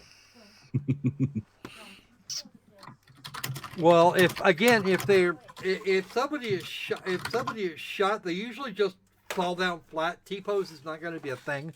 Their limbs are going to fall in whatever orientation is forced by. They're forced into by their positioning by the positioning of their torso when that actually hits when that starts headed for the ground. Apparently, people can't hear me and No Black Thunder on the stream. Well, no, because the audio. That's because I had turned the audio off, and I turned it back on. Right. They can hear you now. Muted us. It's censoring. He has censored us. Can I just say, I saw Dammit Bobby's comment saying, I wish someone would actually do the math. So I did while Croc was playing Wyatt Derp. Let's assume that they spent at least 2,000 hours per title, because they say thousands. So the lowest amount would probably be at least 2,000 per game. They released at minimum, I'm not going to go exact, 50 games. 70. 70, right? There are more than 70 games involved. Right. So 2,000 times 70, that's 140,000 hours. Divide by 140,000. 5,833 hours. Or 5,833 of the third days. Let me see. 1,000 hours per game. Let's be nice to them. Times 70 divided by 58,000 hours and days is over 2,416 days. That, and then divide that by 365. You got your in theory. You actually added a step there, Mello, because the number I have is 15.981735 years. Yeah, but only if you give them the doubt and say they only used 1,000 hours per game. And here's the thing, my number came out, wait, let's just go over this again. So 140,000, that's in minutes. That's hours. Okay. Yeah, so 140,000 hours, divide by 24 to get the 24 to get the number of days, 5,833 and a third. No, that's the hours. That's the hours. Yeah, that's the hours. Yeah, then in days, 2,416.6. Actually, no, it's 140,000 hours divided by 24 days in a.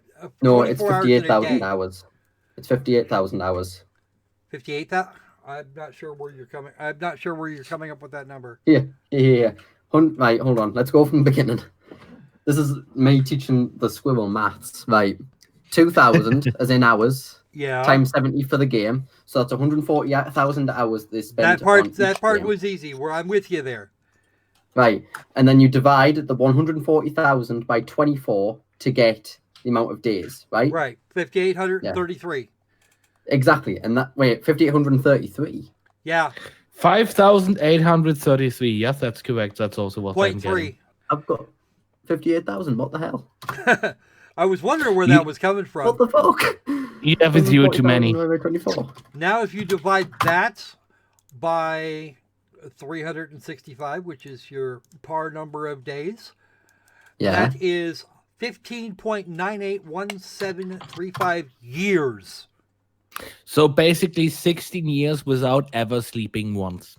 And that's assuming having a toilet break. Or anything else for that 15 years. So that means actually that claim is bullshit. Let's say they used 12 hours a day, which is quite a lot each day. That would say they would have been to be over 30 by that point and would have started to program before they were even born. Yeah. Fun fact. I actually believe that if you actually turn that into a reasonable workday of 8 hours, you're still talking about the best part of 50 years. The entire time. Really, we're talking about the greatest story in development hell history. Yeah, no shit. Let's multiply that by 3 just to see where we're at here. 47.94 years. That is longer than I've been alive. Not by much, but longer. Because I actually turned 48 this year. Okay. That means they would have had to have started in sometime in the early part of 1971. No, that didn't happen. It would have been, imagine the Slaughtering Grounds being the first game ever made. Actually, it was tennis for 2 on an oscilloscope. But yeah, we're going to go with that. Just do it for shits and gigs. Yeah. The technology hasn't existed that long. Putting in thousands, quote unquote, thousands of hours. You put in thousands of hours for all the games, I'm still not buying it. Most of what they've got is low effort garbage. Let's go ahead and kind of skim through one more article here, because there's actually some more. There are more such. Like the Valve reviews own products uses deceptive tactics. That is the last one. Mm-hmm. Yeah. Yeah, that's the one I was just looking at that one actually. This is the newest one. This is the one that they locked behind their Patreon paywall. Actually, no, that wasn't. This isn't the one. It was their second one, I think. Nah, the Patreon was introduced only 3 articles in, because they brought up the Patreon wasn't with the site when it launched. The Patreon was put in afterwards. All right, here we go. Take it away, Mr. Thunder. Take it away. Oh, God. Okay, let's see. Valve reviews own products uses deceptive tactics. So this one comes with pictures. Hmm? This one comes with pictures. It's hilarious. Yeah. The salt. Okay. The absolute salt. Okay, so when seeing the title, you are probably wondering, what in the hell is All White? I explain. And I say it straightforward, it's pretty prime example of hypocrisy in the industry. So juicy, you can scoop it with a ladle. Never heard of the word ladle before. Really? Interesting. Late, Yeah, you no, don't know really. what it's like it's a handle with a big with a bowl looking thing on the top of it. Imagine a spoon basically. Ooh, spoon. It's I a love big spoon. a ladle. A ladle is Ooh. the thing most people use to scoop soups and stews out of a pot. Thank you for teaching me new words. You're very welcome. Speaking of, damn it, Bobby. It says, thank all three of you for doing that for me. I just got tired of hearing them throw that term around. Knew it made 0 sense anyway, but it's nice to have the average estimate of how much they lied. They're just a few decades off, don't worry. Yeah. 50, almost 50 freaking years. All right. Okay, let's keep on going. It's also one of many articles that I will be writing pointing out the lack of oversight on a company that has been making up their own rules for years. They dish out financial damage to developers and create a label for said developer that would describe their own actions. That was the first paragraph. It's interesting because every company makes up their own rules, basically. I don't get what he means by the point of bringing up of them making their own rules. Everywhere makes up their own rules. I think what he's trying to say here, and he's doing it very, very badly, is that is the whole bit about selective enforcement, which really didn't happen here, because quite frankly, what Digihom did with that lawsuit was absolutely freaking egregious. Not even No Man's Sky was as bad. Actually, they're talking about review manipulation in this particular instance. Yeah. Okay, let's keep on going. Where was I? Here we go. Let's get some backgrounds knocked out first. Steam has quite a few times in the past removed developers for review manipulating. You can read about an example here, where a studio asked its developer to write reviews for the game they worked on. Steam then proceeded to remove their portfolio from Steam for review manipulating. There are quite a few examples out there if you browse around. It's not hard to find some more.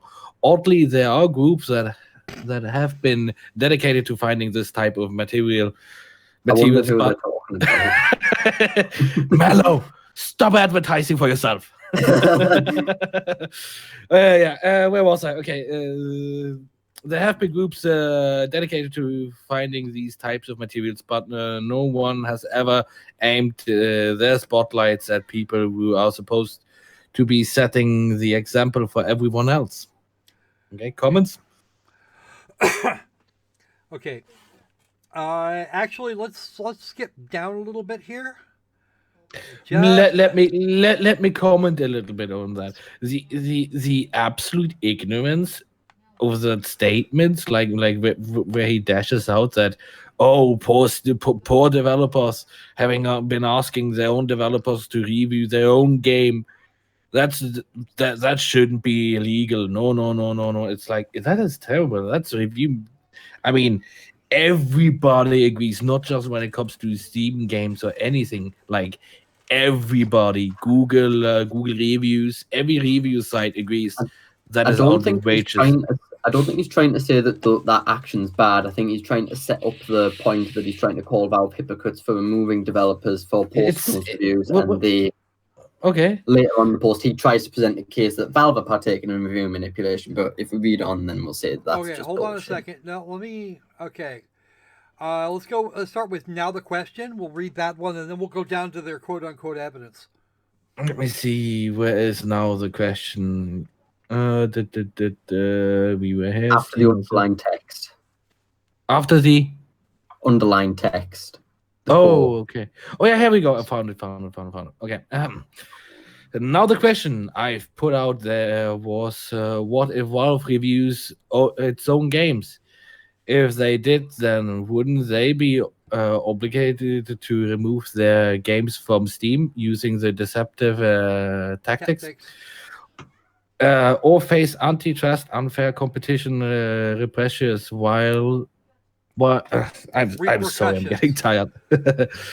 While it might have the similar results if it was one company doing this one to another, oh God, I'm really getting. I'm tagging out. It's getting too terrible. Well, it might have the similar results if it was one company doing. Oh, go ahead. What was that? Go ahead. Okay.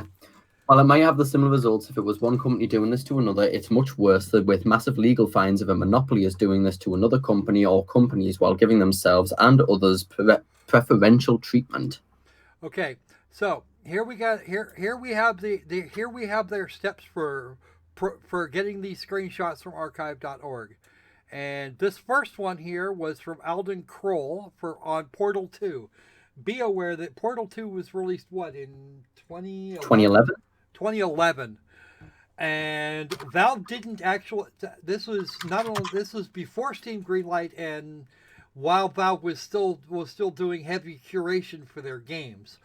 But then Steam was originally put together as a vehicle for Valve to publish its own games. So this is actually something important here. Pay attention.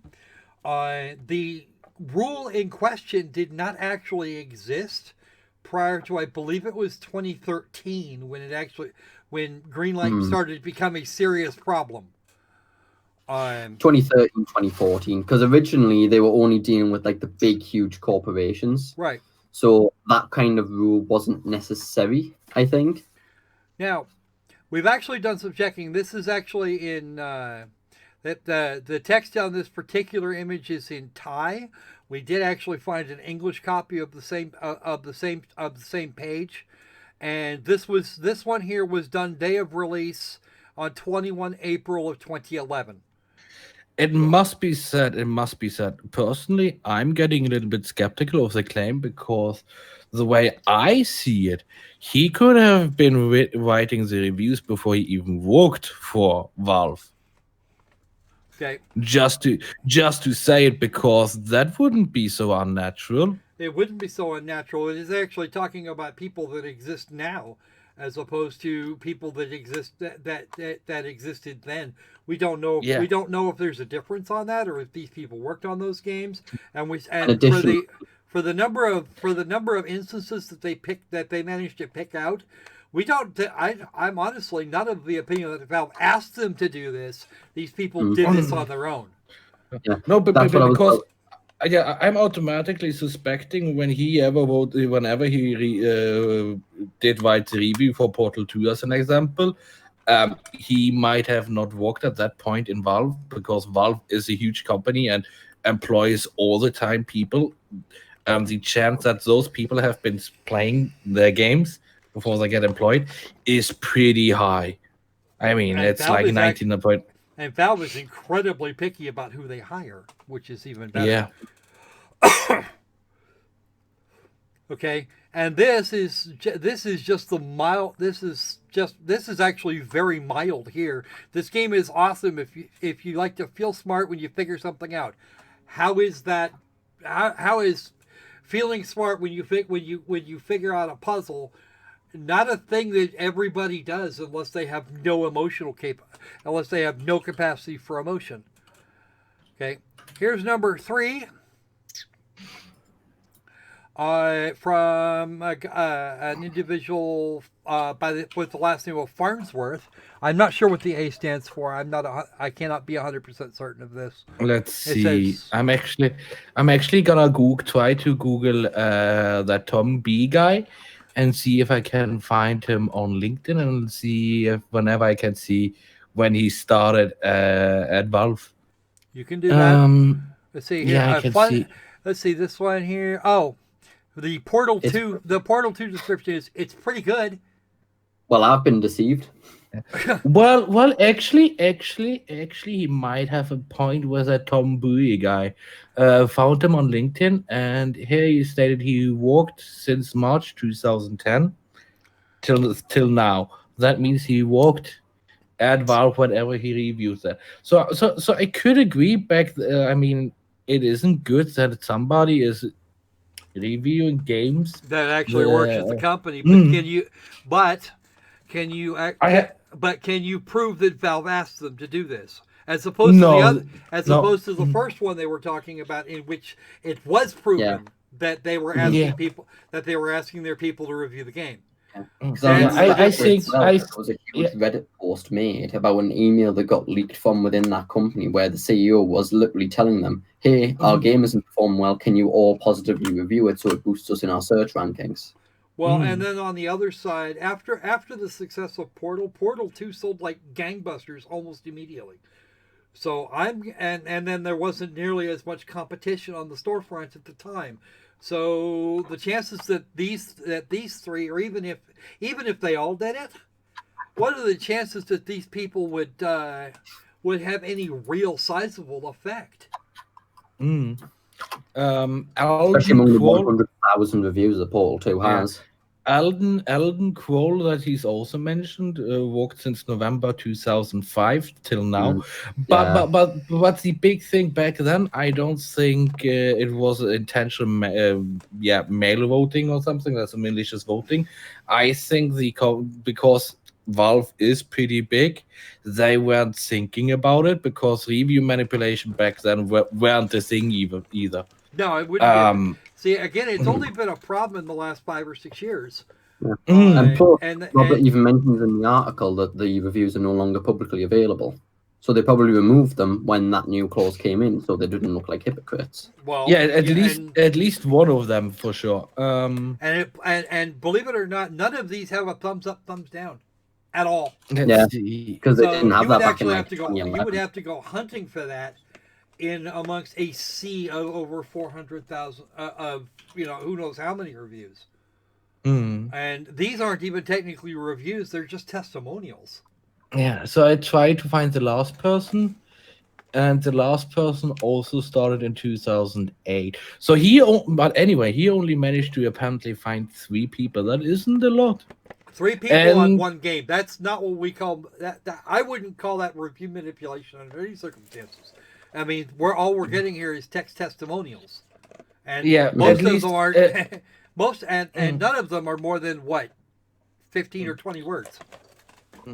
But all the reviews that he points out to has been a long time since I have been there. Yeah, I mean, can we see 2012 and 2013 before they got removed? Apparently, you had to go that far back. And this is actually pulled off their activity pages. You're right. And posting in the discussions, even if you're an employee, isn't illegal, nor is it even really all that unethical. Well, I would say if you review your own company's product, it is something unethical, especially if you don't disclose that you work for the company, which might be an issue. So I have to give Digital Homicide a point here that yes, it is correct. It isn't good that they have done it, no matter what, even back in the day when it wasn't an issue. Though I'm thinking when it comes to Valve employees, they don't have a need to review manipulate anything, because let's see, SteamDB, let's Google Portal 2, let's get some, let me see, Portal 2. Portal 2 has an upvote of 97%. Any idea how many, but how many units were sold? With 175,536 positive reviews and 2,285 negative. Well, how many units does we can't get that anymore. Tell me how many? We can't get that anymore. Does it? We can't get a number of units sold or a number of. No, Steam Spy Valve changed their systems like 2 years ago, and Steam Spy became very inaccurate. They can only give you a range of like 2 million units, which isn't helpful. Between 10 million and 20 million units, apparently, they suspect. Crypto says he's basically the Kent Hovind of game developers. Yep, pretty much. That's if I was going to going to compare them to creationists, Ken Hovind would be near the top of my list. Over there next to Ken Ham and Eric Hovind. Ian Juby, there you go. So let's see. Valve has around 360 developers since 2000. That's a lot considering they don't make games. Yeah, 2000. Yeah, since 2016 they had. Last time checked, 2016, that around 360 developers. Of those 360 developers, 3 developers have reviewed a game from their own company. That means that how many percentage of the company has reviewed a game? You do the maths. It's less than 1%. It's like let me do a quick guess. Okay. Here's a piece of information for you from Gama Sutra back in 2012. Portal 2 had sold over 4 million copies, and that's on PC or all. I'm guessing that would be. That's more than 4 million copies across consoles and PCs. And there's a new figure addition to that. Portal, the Portal franchise overall has sold over 8 million copies in total, and we're still talking about data from 2012. That's a year. That's a year from release. Three notes saying, "Hey, this game is okay." Would not have that level of that. Wouldn't have anywhere near that kind of effect. Also, when you think about they have 360 employees, it's to expect that if somebody didn't get the memo about not reviewing your own products and by accident did that at some time. That's actually not a surprise either, especially if there was, especially in particular if nobody had actually written the memo yet. And they wouldn't do that until 2013. Yeah. Anyway, so yes, it hasn't been good in the first place since they already worked for the company reviewing their own games, even back then. But still, it isn't the exact same what they have been doing, exactly asking for, giving good reviews. The review at that point, reviews weren't nearly as much of. Nobody was as fixated on reviews either. Nobody actually cared. How was the Steam interface back then? Did they show numbers and upvotes? I don't believe. I don't think they did. So. Yeah, I honestly don't think they did. You just had to go waiting, and most of the reviews that were even available. It's not like today, where some schlep like me can do that. We're talking about almost all of the reviews were in magazines. Yeah, because I don't think they had a review system back then. Because if you look at the images, there's no sign of if they have upvoted or downvoted the game. That's just a comment to the game. Review system in place, but it was just much more underdeveloped than what it is today. But yeah, go figure. But you can replicate what they're talking about. So yeah, let's get ourselves the last paragraph here so we can get this wrapped up. Am I up again? Yeah, you go again. Oh, one more before. Hold on a second, Mello. Damn it, Babe says, I feel like one could argue the point that the console purchased copies of Portal 2 would have been even less influenced by a Valve employee's testimonies since it was on Steam, a PC program. I actually got my copy of Portal 2 as a key packed into a PS3 copy of Portal 2. I bought the damn thing. It was like $5 on the shelf at GameStop. $5 or $10 on the shelf at GameStop. And I remember Portal. I liked Portal. Portal 2 might be even cooler, and it turned out to be not quite as good, but close enough for government work. I mean, I wouldn't want Portal 2 to have my babies, but Portal 1 was up for grabs. All right, let's get that last. Let's go ahead and get that last paragraph. Sorry. All right, the very last one. The very last paragraph. Yeah, really, it all boils down. Right. Really, it all boils down to people's right to do business, fair playing field, and customers not being misled. What's good for the goose is good for the gander. Personally, I think it looks like an example of a, quote, bad actor, end quote, using, quote, deceptive tactics, end quote. It will be interesting to see how it's spun and who supports a fair market and customers' rights or who leaps to the defense of a monopoly on the loose. Yeah, that pretty much covers it. Yeah, Valve had a monopoly for quite some time on digital distribution, and everybody wanted to play Half-Life. Everybody wanted to play the games from the Orange Box, and you didn't actually get a disc. Or if you got it, no, you had to sign up for a Steam account actually for the it was extra DRM. For the DRM for Half-Life. Smart move on Valve's part at that point because everybody wanted to play freaking Half-Life. But you wound up with a bunch of people that flooded into Steam.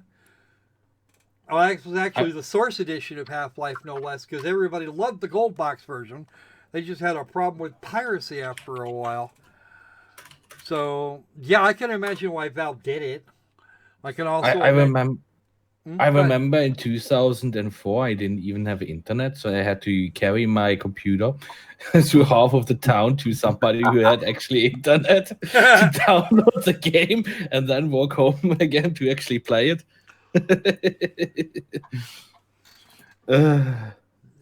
But Steam has done a lot of good, bringing us some really fun games that wouldn't have been published otherwise. But you got to accept the garbage with that. For every Half-Life 3 confirmed. Well, for every Stardew Valley or Light Matter or what the hell have you, there's 100. Easily 100 games like the Slaughtering Grounds. Yeah. So, any final comments from you two gents before we wrap this up? Because I don't want this going on for 4 hours. Yeah, I think it's pretty funny, and everybody reading and looking through this, they're going like, okay, they really blame everything to other people and say nothing is true, everything is misrepresented. Like, yeah, I mean, they are the only one saying that. I mean, nobody will really be able to believe them. The only thing I have to say is I can't wait to read what they come up with next, because it's amazing to see the amount of delusion that's put on the pages that we've read through today, and it just shows. I've said this before when the blog post first unearthed, it's that a leopard can't change its spots. And they most decidedly didn't. They just, really what they've done here is they've quadrupled down and then thrown a doubling cube at it. Robert has not changed since what he was like 5 years ago. Oh, that salt. Oh. It's been glorious.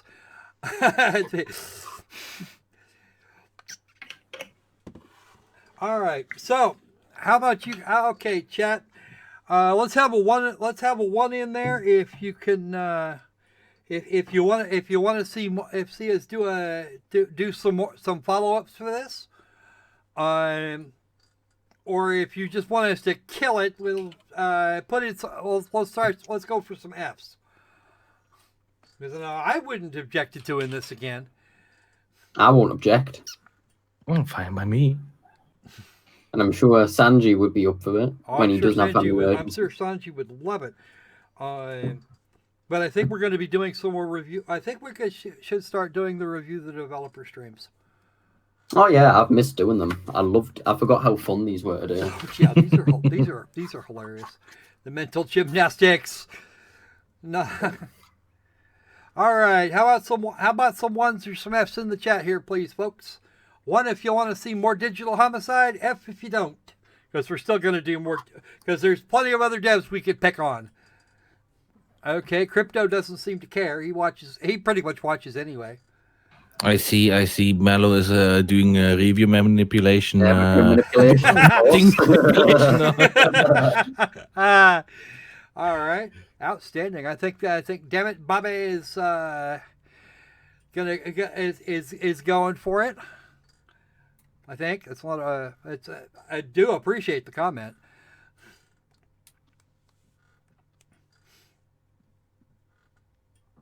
Amazing. Okay. Yeah, it's amazing. All right. Outstanding. Vote manipulation. Yeah, vote manipulation. Vote Kick me off the team now. No, that ain't happening. I don't spend enough time running around Steam to find all the vile devs that need to be reviewed. Hey, I'm joining in and countering your vote manipulation. Well, Now it's future. That's still vote manipulation, even if it's negative. I mean, how can you do this? You didn't even disclose you were on the stream. Yeah. How long have you worked here for? Like 2 hours. Yeah, and this rule was implemented 1 hour ago. Well, I'm not. Well, see, here's the fun part. I'm not paying any of you guys, so. Yeah, exactly. We're doing this so we can get paid eventually. Anything. It's slavery. Opal Dragon says anything that involves things burning, burn. I'm pretty sure we can find some folks to set on fire. I'm gonna have to go. I'm gonna have to dig up. We're gonna have to see what we can do about Day of Dragons too. I'm pretty sure there's more coming than the future. More drama. Oh, I guarantee there's going to be more of that. But I'm not. I really didn't want. I've really been trying to avoid drama the last couple of years, and maybe that's not a good. Maybe that's not quite as good a thing as maybe I'd hoped. But yeah, no, we're good. We're good. We can do this. Just gotta keep the people out of it and stick to developer behavior. That's probably going to be the best. That's probably your best. That's probably our best bet, regardless. All right then. If you are new here and you have not yet subscribed, please do so. They are every like, comment, subscribe, do all that fun stuff. If you want to chip in for whatever the hell it is, we need this 5 seconds. There are some links that will always be in the description. There's also a link down. I think I changed. I'm not sure if I changed the link from Humble Monthly to their new version of it. Humble. Oh, that thing, yeah. It's a trap. Don't subscribe. It's a subscribe slavery. Humble choice. That's it. Humble choice. Yeah, actually, believe it or not, it's not been too bad. I actually had a hard time deciding which ones not to include this time. I just buy bundles that I want. Yeah, well, it actually keeps us. It actually keeps the channel sometimes in not just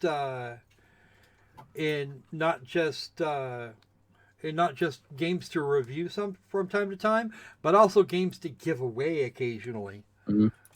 So yeah, that's been kind of a thing. All right, so I think I think we're covered. All right, then we're gonna wrap this up right here. It's going a little longer than I'd really planned on, but that's okay. We're over it. We're going to be out the door a little shorter than we are usually. So, because I'm going to be honest, I got stuff to do today. Digital Homicide. Digital Homicide. 10 out of 10. Best games ever. 10 out of 10. Most salt to mine in 2 hours. Don't worry, we've got there's plenty more salts on the blog. You guys I've left. You guys can use any of the links there that have been posted for their digitalhomicide.com, digitalhomicideuncensored.com thing, and we will be back another time. All right. More developers to review. I'm sure there's a few really terrible ones. Okay. Between now and the next time we see you, though, be safe, be sane, and let's make games fun again. Seizure.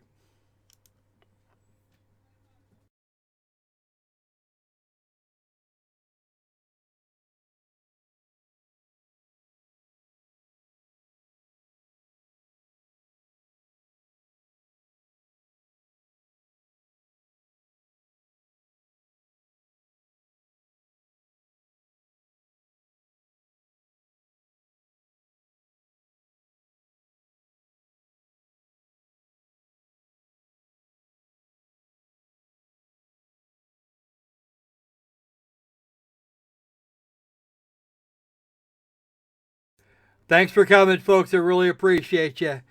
We'll see you guys later.